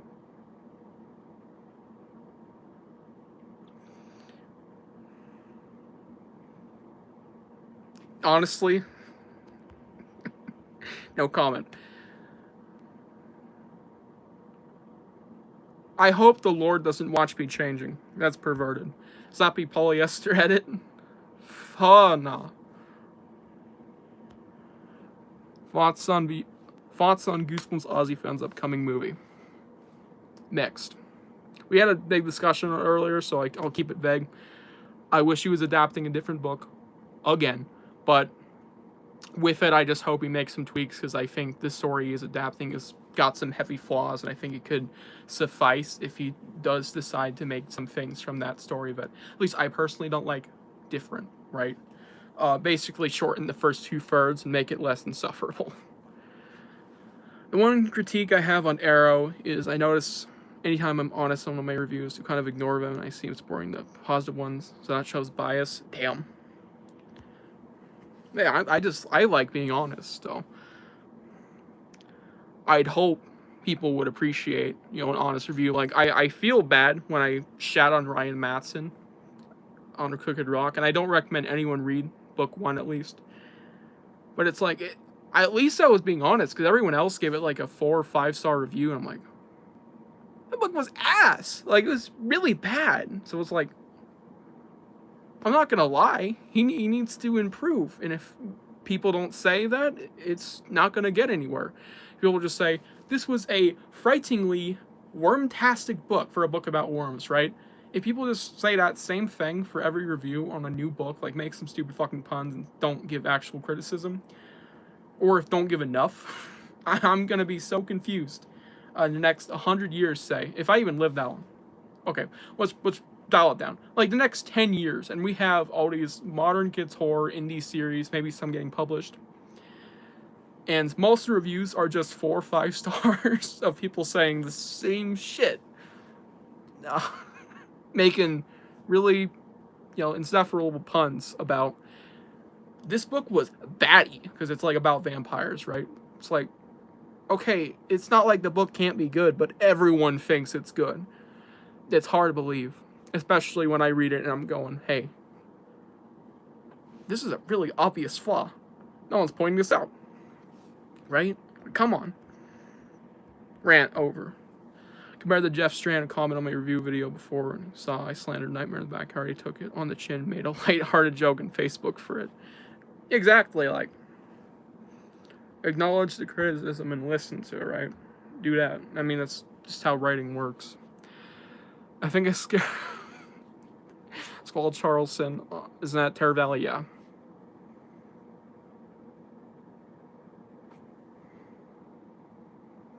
Oh, damn. Did you like the Terror Valley you read? I think you read This Way to Camp Blood.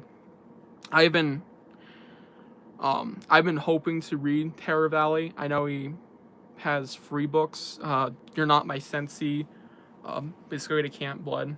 I think I'm labeling them reverse, and School's Out for Never. I want to read them. I just haven't got around to grabbing them.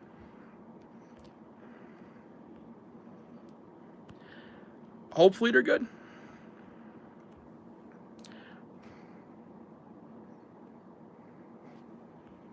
It was in this stream. I'll make a review for it when it comes out, Bjorn's fan film. At least I plan to. If Bjorn cancels it, of course, which I doubt he will this late. I mean, I think he's finished. Or he maybe like maybe he's like threatening people. Don't you dare take footage from my fan film. Don't you dare review my fan film. Give anything less than 4 stars. Like I don't want to get attacked. I'm just fucking. But still, like I should be reviewing it. I might change my mind because it's kind of like, well, I am reviewing fan media. It's like reviewing a fan fiction. Except it's a faithful adaptation, but it's not made by official, Goosebumps related companies. It's just fan, You get the idea. It's kind of a weird zone for me if I ever review that, but I plan to.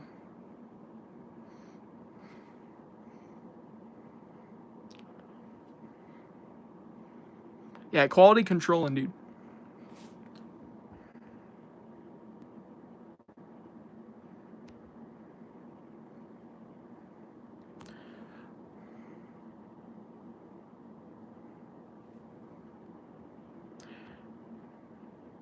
Nice.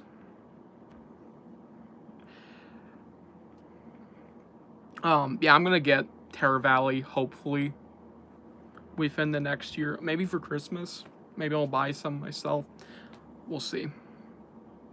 This is one of those kids' horror modern series I have not checked out, like Fright Factory. Kind of ashamed.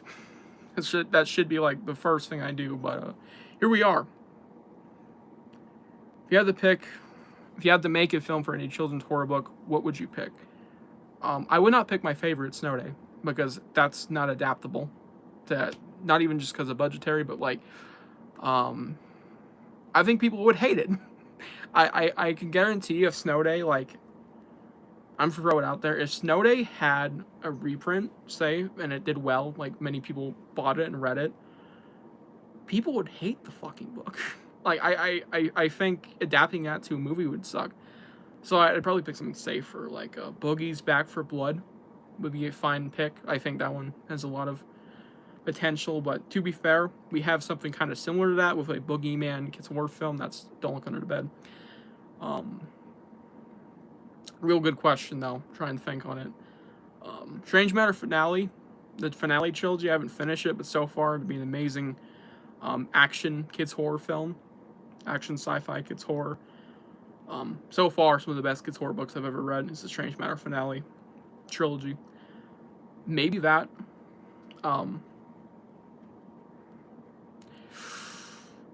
Plant People. How about that one? Plant People.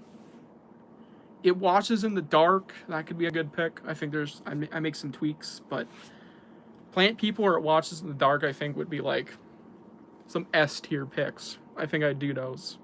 One of the two. Plant People would be more simple to adapt. Maybe a budget could be either or, whichever was more. Because one has a giant scarecrow, the other has Resident Evil, but it's plants, right? It has some crazy shit going on.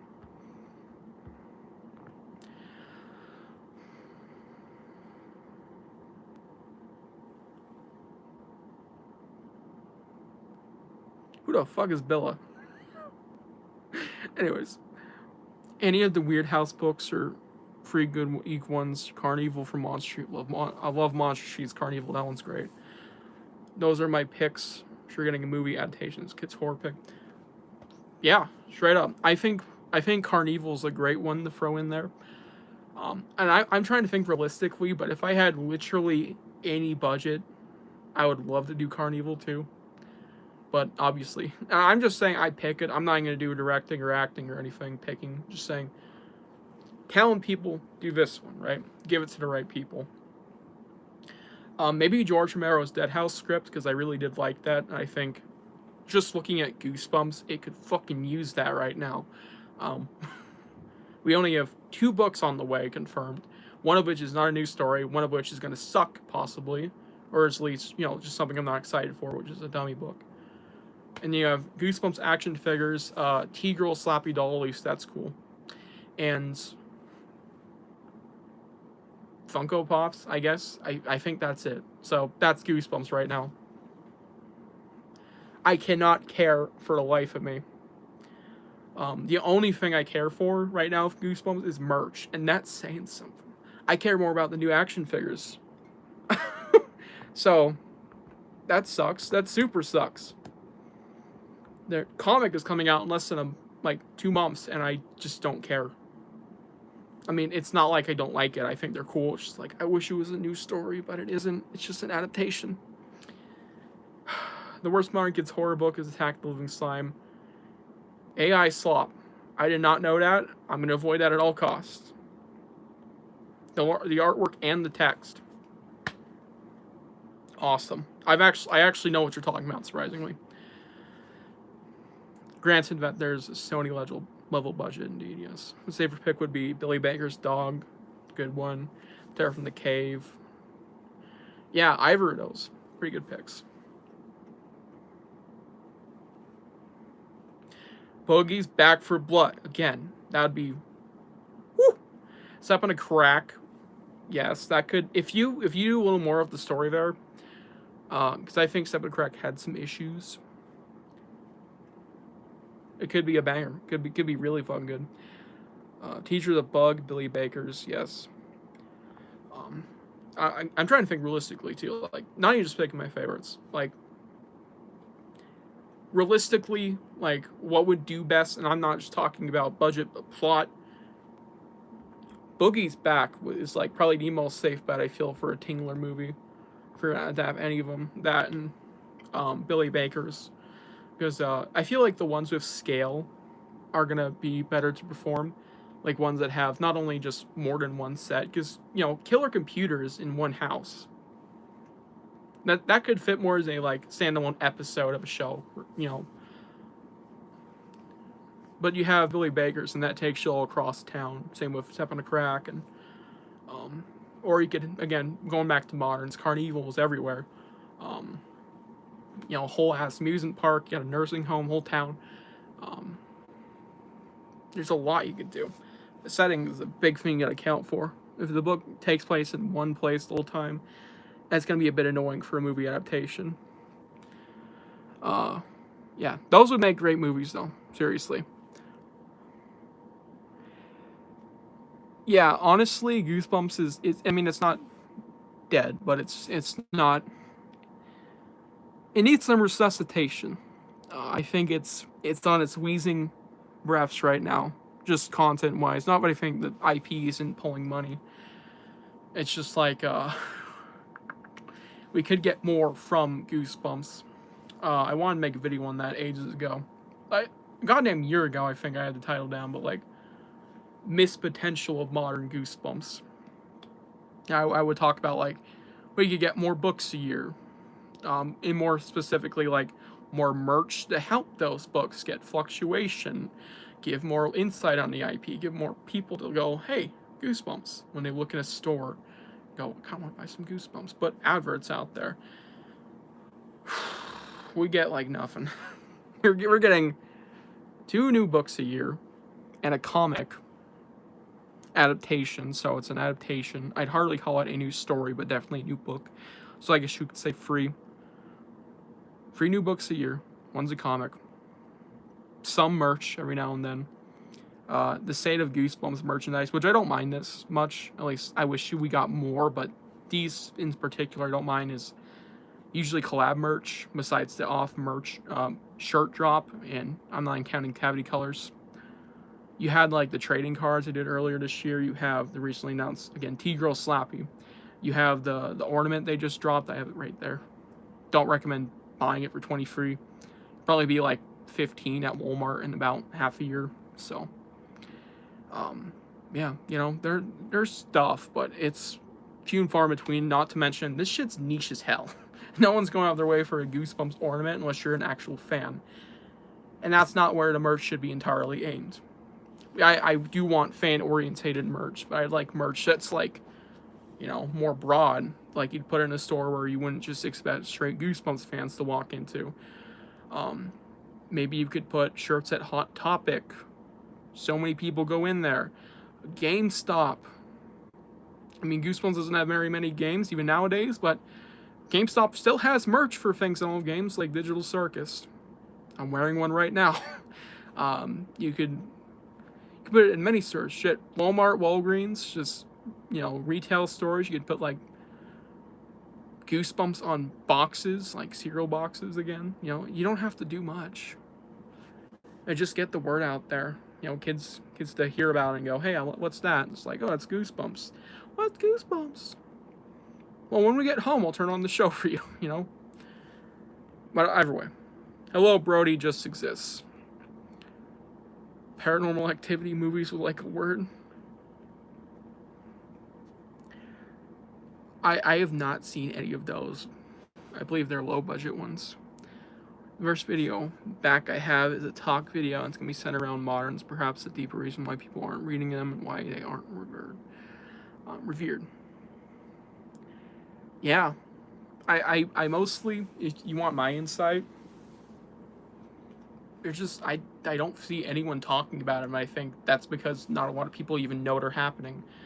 Unless you're actually in the culture of Goosebumps, as dumb as that sounds, you're not really going to be hearing about these books at all.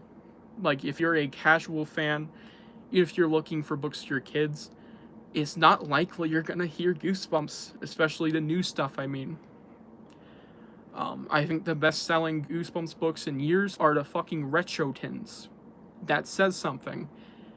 Those are more remembered stories. They're more popular. And it's not just because they use the original fucking, Goosebumps art, but it's because it's a good deal, right? You get 5 stories for $25. A Goosebumps book nowadays is $10 on release. Don't love that. That's just inflation for you. I guess higher quality material, so fair enough. But it's like, come on, man. Get the word out there more, Scholastic. You're not relying on word of mouth clearly anymore. It's not working. The only people who actually know about these modern Goosebumps books, as far as I can tell, are literally just new, modern Goosebumps fans. People who are either pre-established or, told their kids about it. If you're gonna market to anyone, it should be, broad and not specifically catered to people who already know about your product. The whole reason of advertising is to, branch out, and it seems like we don't get that at all. The only people who are getting the Goosebumps advertisements are like people like me who love the franchise and already buy the shit, buy the stupid merch. So it's kind of annoying.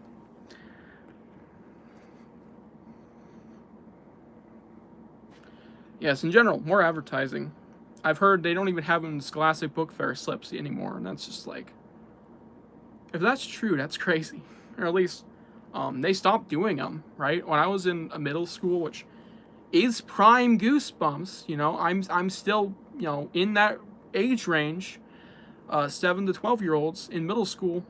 I was like 12, 13 for the first 2 years, right? I was still in that range. They had nothing on those Scholastic Book Fair shelves. You know what they did have, though?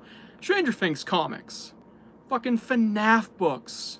Five Nights at Freddy's, which is kids' horror, but there's also transphobic shit in them, so why? Why, dude? Why are we replacing it?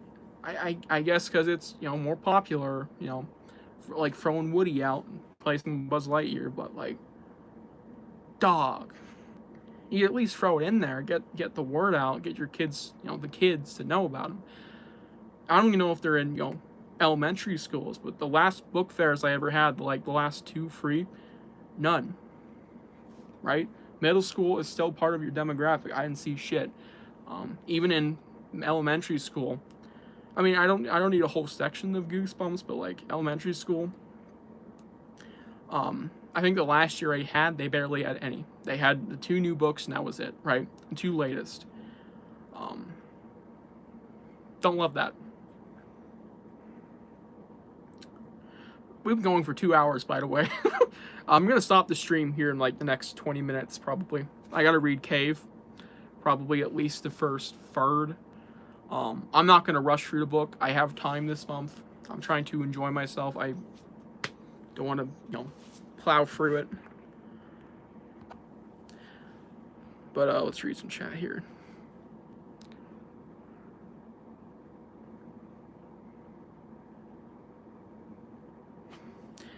Yeah.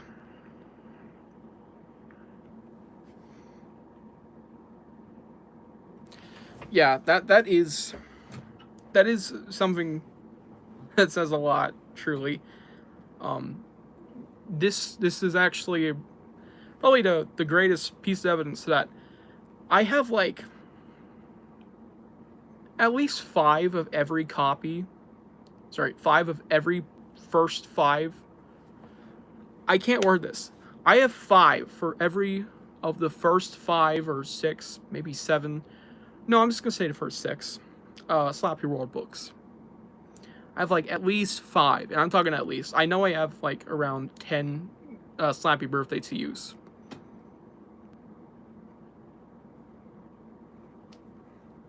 It's not just because they're modern books and they're in print, maybe. It's because Slappy's in them.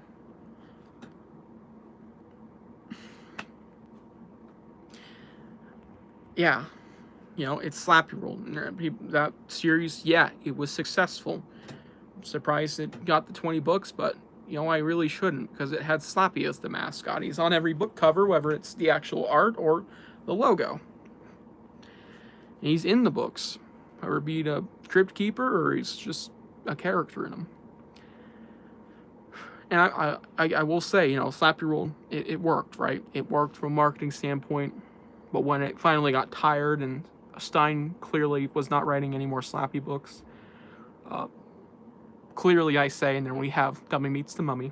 Or, see, these titles aren't even fucking creative. I got them confused. How to Train Your Dummy. No fucking comment. It's like, come on. Well, let's redo this a little, right? Let's take it a new direction, and then we get House Shivers. And it doesn't sell well at all, as I'm seeing. Like House of Shivers, not only have I heard from Bruce, it's not getting many like second, third, fourth printings at all. I just see no one talking about them. Whereas it seems like there was way more hype for any Slap Your World book, even Fright Night. Maybe I'm just not into the culture, right? Maybe I'm not like up with the now, some hip shit. I'm just not seeing anyone talking about them. But Slap Your World, it was a bit more like a noticeable chunk. And in general, I find Slap Your World dupes pretty often compared to even books before, like Most Wanted. Yes, I have a plethora of Most Wanted, but that was 2015. That was when the movies were coming out. But you look at Hall of Horrors, nothing. I have almost no dupes from Hall of Horrors. You look at Horrorland, yeah, I have plenty, but definitely not as much for it being the same length as Slappy World, by the way. I have maybe half as many. Coming from a collector who's finding this shit and buying it every time he sees it, unless it's overpriced. When it's overpriced, by the way, it's usually Slappy World, funny enough. Yeah, throwing it out there. Ooh, yeah, I think that's pretty telling. Scholastic book fairs are the good old days. I can't read. Scholastic book fairs are the good old days. They do have Goosebumps books back then, which I remember. Yeah, I remember this is old story here. When I was in like, you're not gonna believe this. I was in preschool when I remember this stuff. Like, I do have vague memories of times in preschool, but I was visiting my brother's school, which was my now past elementary school at the time. It was my future school. He had a book fair going on. Me and my mom stopped there. I think we were trying to pick him up or something. I don't know. Maybe he was trying to get us to go in there. They had a giant display for the latest Most Wanted book, I think. And I'm not just talking like a shelf full of Most Wanted. I'm talking a shelf made of Most Wanted. There was a giant display of Frankenstein's dog, like a big poster. It was like a cardboard standy thing, and I want to get that someday. I really fucking do. I believe it had a price tag too. My mom thought it was too scary though, and of course, I mean at the time I probably would have ripped it up or something. I couldn't trust myself with a little Goosebumps poster back then, even cardboard. Shit, I got a paper cut on cardboard not even 2 months ago. It was bad. It was wicked. I think it was on this finger. Bled for hours. I can't trust myself when I was like 3, 4 maybe with that, but still, it's like Goosebumps had shit like that for Most Wanted. It's crazy. I was like 2015, 2016. I think no, it was like 2014 because it was Frankenstein's dog. I believe 2015 would be like right before Zombie Halloween, maybe, or like right after. I don't know. I don't know how often they came out back then. I know starting with Slappy World was at least for a year. I know Wizard of Oz came out like the day before my birthday, though. That's something I remember weirdly fondly. I got it for my birthday, by the way. That was such a fun memory. Jesus. No, damn. Last time I had a Haunted Mask graphic novel.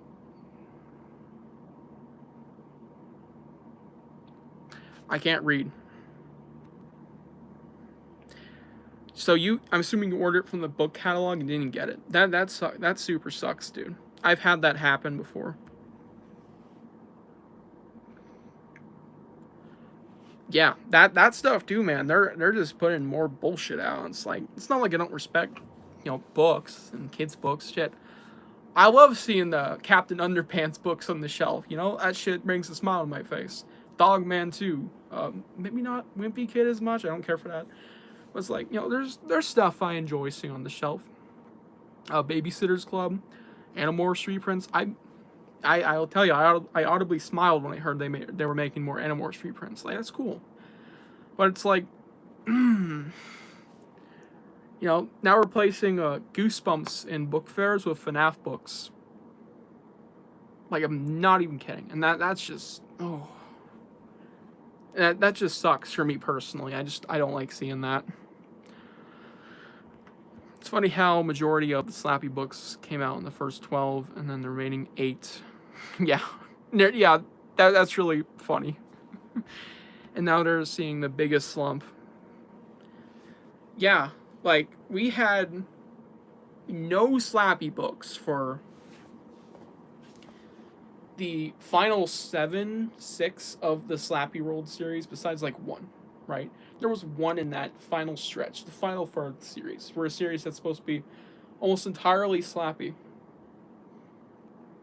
That's why I was so shocked when they ended at 19 Fright Night. And then, of course, you can throw in Slappy Beware, but that barely counts as a Slappy World. It's more of an add-on than a book in series order. You can throw it at the beginning or end, it doesn't matter. It's just a part of the series, but not a numbered part. Pardon. I love the Captain Underpants books. I haven't read one since grade school.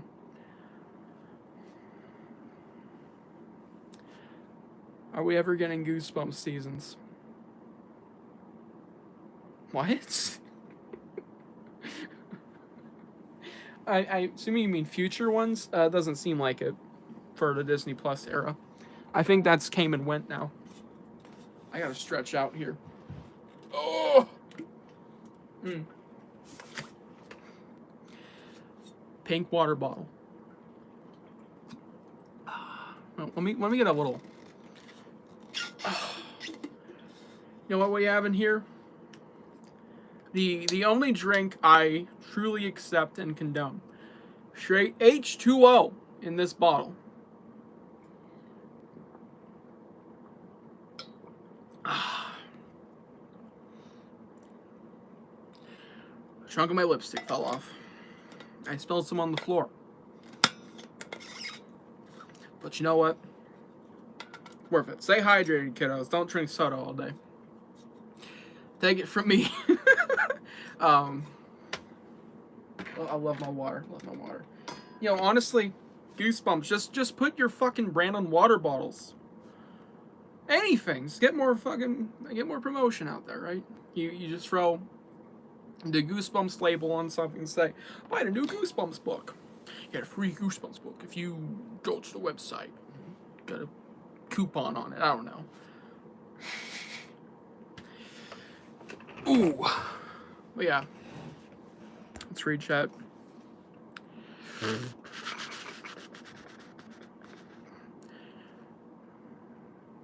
Yep.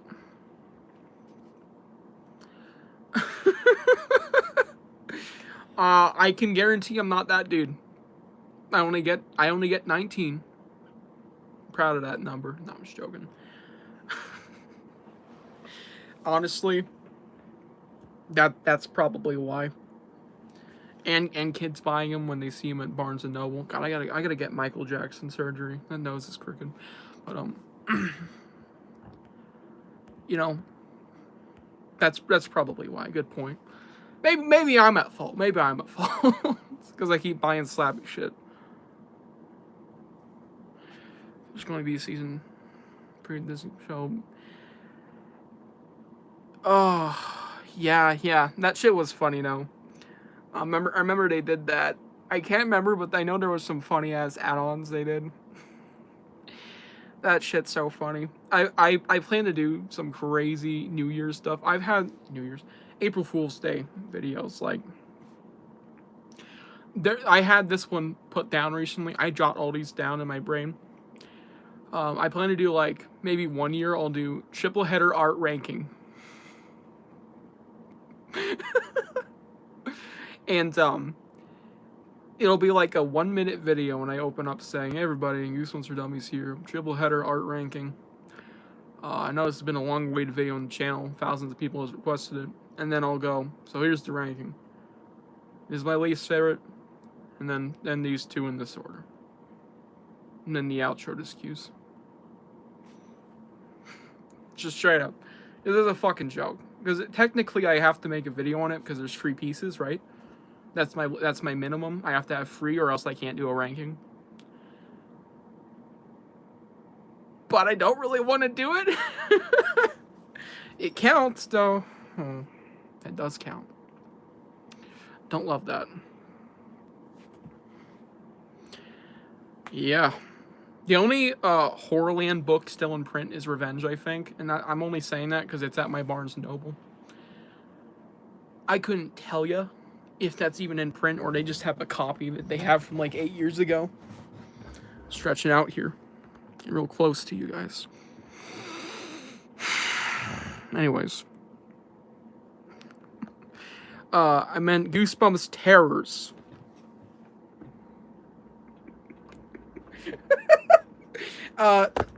Good luck with that. Good luck getting me to make another one. I can't do that. Ooh, got him.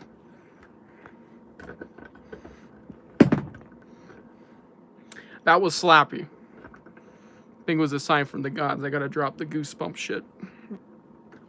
Pursue strange matter is my main hobby. Let's read here. Books a million over there. They got classic reprints, tins, all the good stuff. Yeah, Jesus, dude. Yeah, they're literally just. It's sad. It's not like I'm mourning Most Wanted being out of print per se, right? Hallelujah, if anything. But it's like, you know, why not the rest of them? Well, it's because the new ones, the slappy books, do better, right? All that stuff. And the classic reprints, it's because they're original stories. It's the only reason they have those. And the tins, of course. I respect the tins because that's the whole point, is they look old. But it's also like, it's a good deal, like $25 for 5 books and a cool tin. I like those.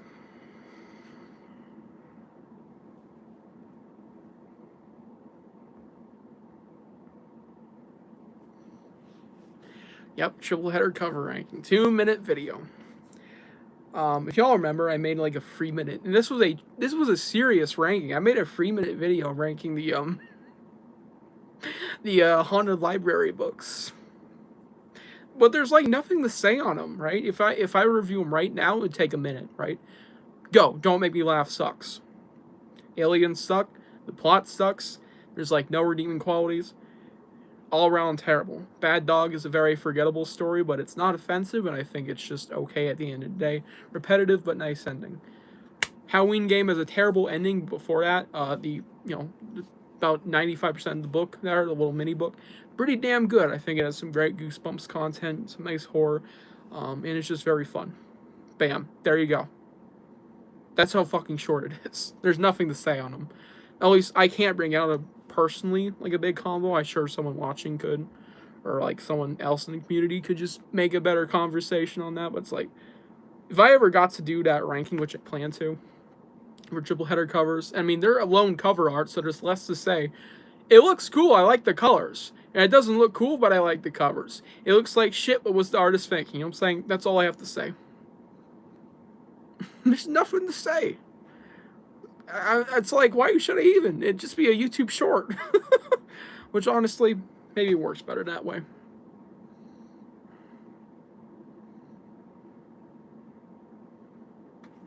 Not gonna read that one. Oh, that guy.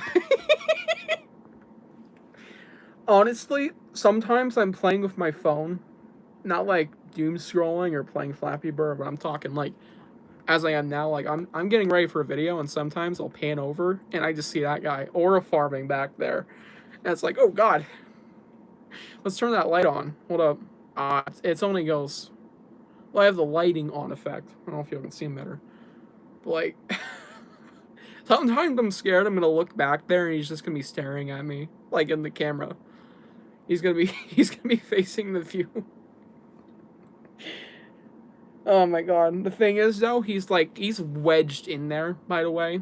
In case y'all didn't know, he's like sat on his ass and the closet is just cramped enough, like from the top of the gun case. That's a gun case, by the way. To the ceiling, the rim. That he's just crammed in there. So he couldn't even, but I imagine he could. Pretty creepy, but thankfully, from where I sleep, I don't have to stare at him, because this is the only bit of my closet I see, is this when I sleep. So, that's good. The most I can see is the haunted Halloween thing, and I can't see anything over here. For all I know, he's playing some drums, but I never know. I never know.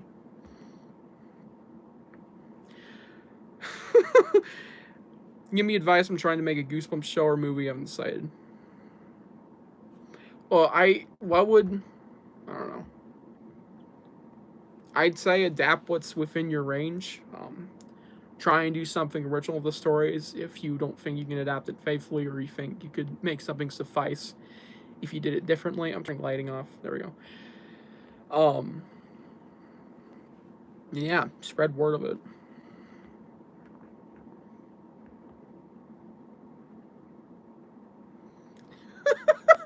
That's such a pointless argument, dude. I prefer lefty because I'm a lefty, you know? I relate to him more, alright? There's nothing to it. I just like lefty more because I am a lefty. Left-handers rule. Shiest. Shiest, dude.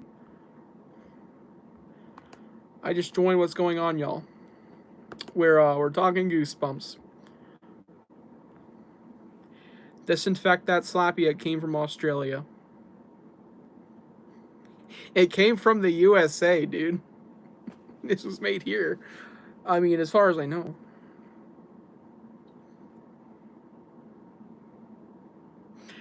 Yeah. Me and my brother used to think, oh, Woody Doll was alive.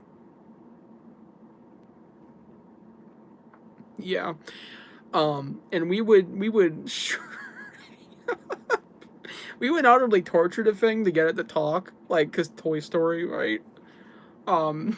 Just so fucked up, dude.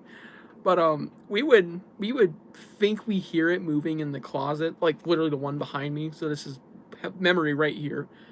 I would stand like right here. I'd stare down the corner there, and I'd go, "Is he moving?" Because we had a little black jack-o'-lantern we stored some toys in. It was like a jack-o'-lantern Halloween bucket. It was all black for some reason. I don't know why. Because it's cool.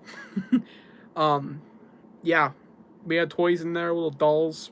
well, mostly like figures. Slappy was even in the closet.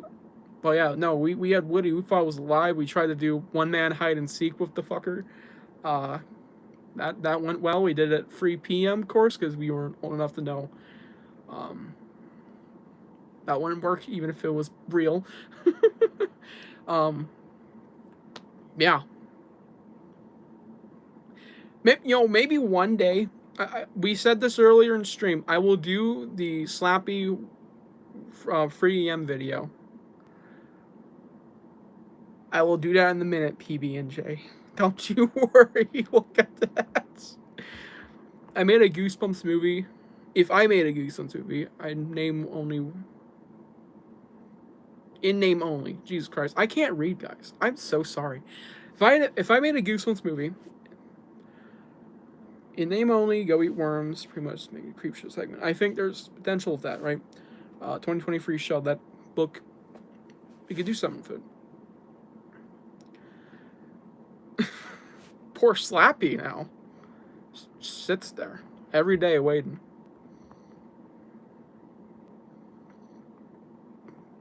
Yeah, I hope he wouldn't move.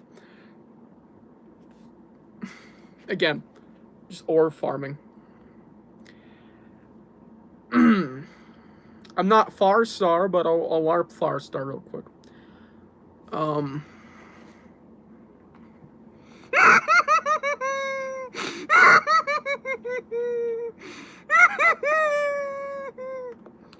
Farstar. There you go, PB&J. You got it. Type shit. What the fuck was that? I just heard some shit, dude. All right. Anyways, I'm hearing stuff. I don't know if it was Slappy having diarrhea or something, but I heard a squeak. I don't know what it was. It was like a something like that. Horrible sound. Swear to God, I don't know where that came from.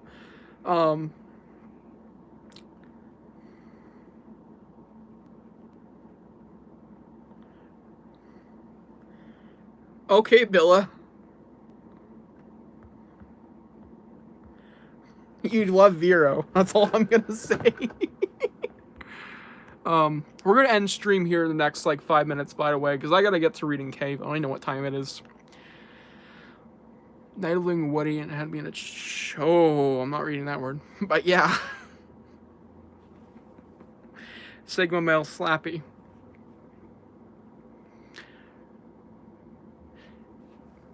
Indeed.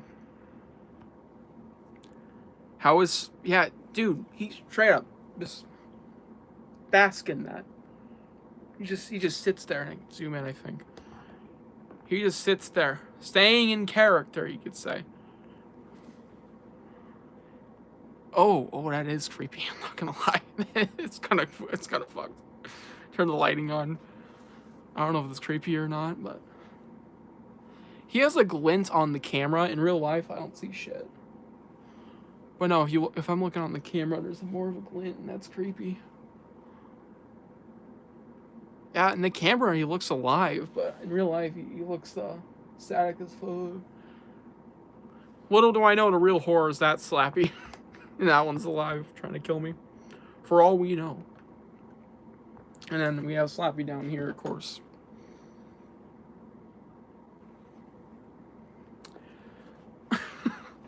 I don't know, I don't remember if I ever posted it, but I had a video of... Not a video. God, I hope not a video. I did a photo shoot with Slappy, and I did so many photos. I had one of Slappy smoking. Me, sneaking up behind him to catch him. Dressed up as Stein from my Terrors show. Ooh, I don't want to think about that. There was many photos, but, one I did was, me... It was like pillow talk with Slappy. I don't even want to describe it, dude. It was crazy. Which Goosebumps character you think would survive Pennywise?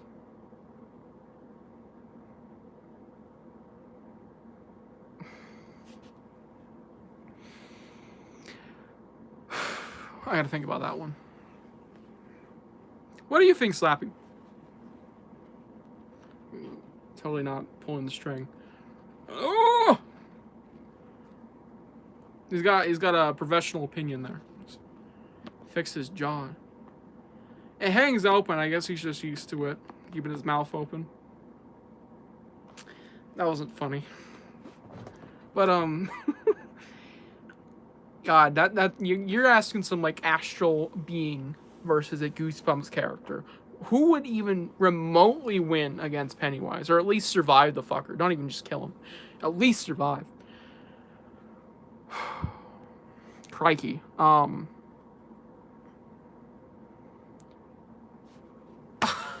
Damn. Like you throwing the craziest question at me.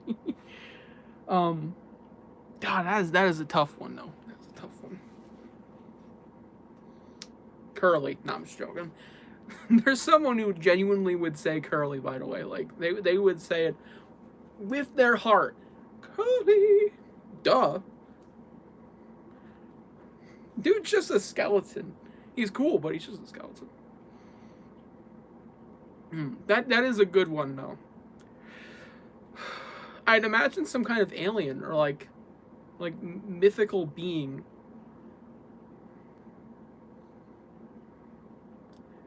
God, that is such a hard question.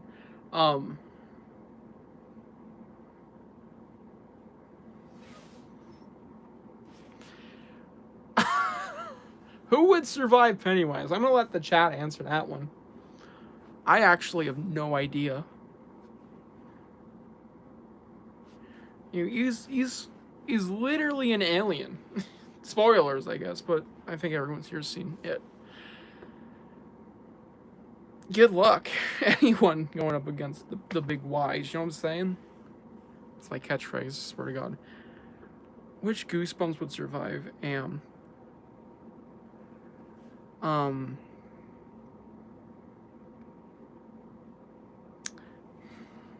What state of am though? Like I'm take your word for it and go off the like am, as in the one you see in the short story. I have no mouth on my screen, not like an earlier version or anything, but just as am is, as am.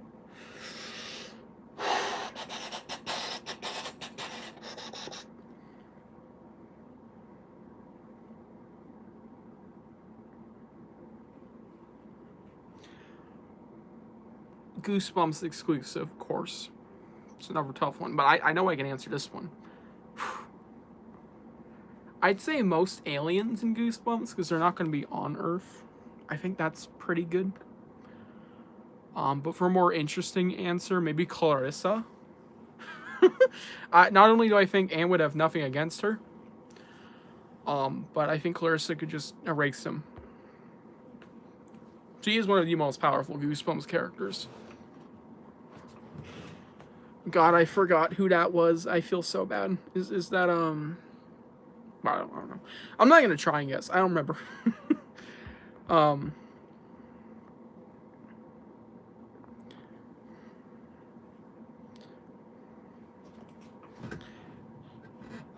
Maybe a ghost.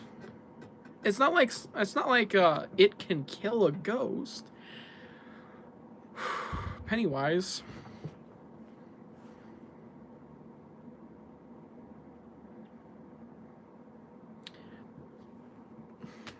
Pardon, it's burped. I don't know, but yeah, I think I'm gonna wrap up stream. I don't know what time it is. Actually, I can find out real quick. I've had my TV on the whole time. It's been on a white noise video.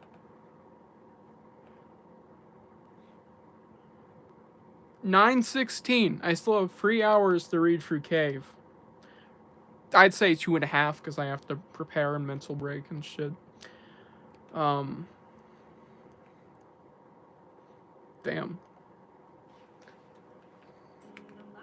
Just gonna pop on stuff. Fun ass stream though.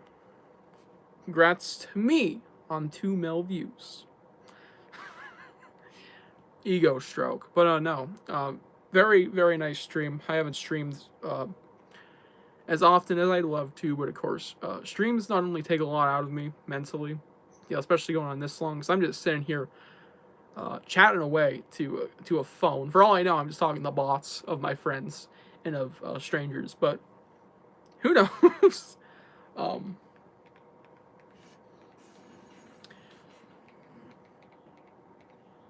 turn it down. No, it's been fun. Can't wait for my upcoming videos. We just had one drop earlier tonight. Go watch it. I'm proud of it. If you want any movie recs, there's some movie recs in there.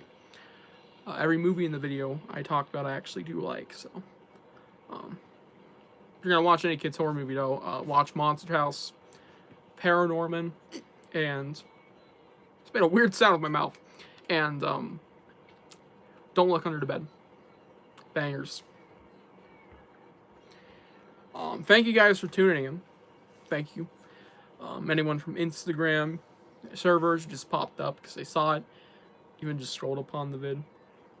Coincidentally, I always have to go now. Bye. I'm just fucking.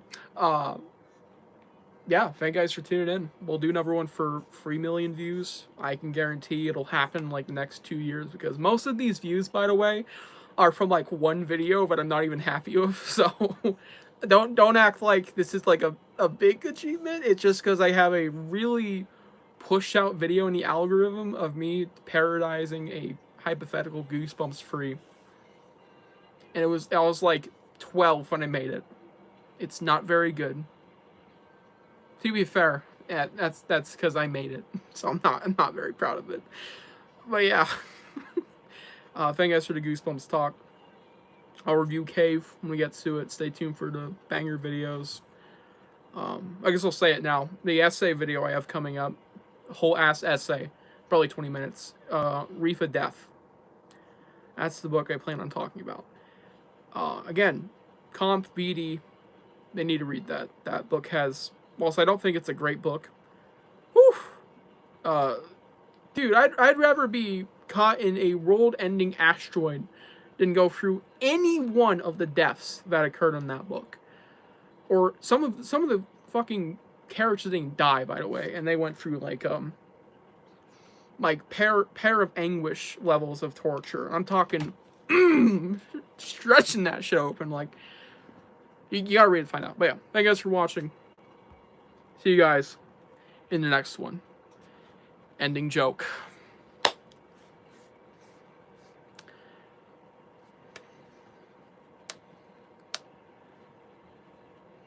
Ooh, cracking these knuckles. I'm gonna knock on some wood, if you know what I mean. Talking about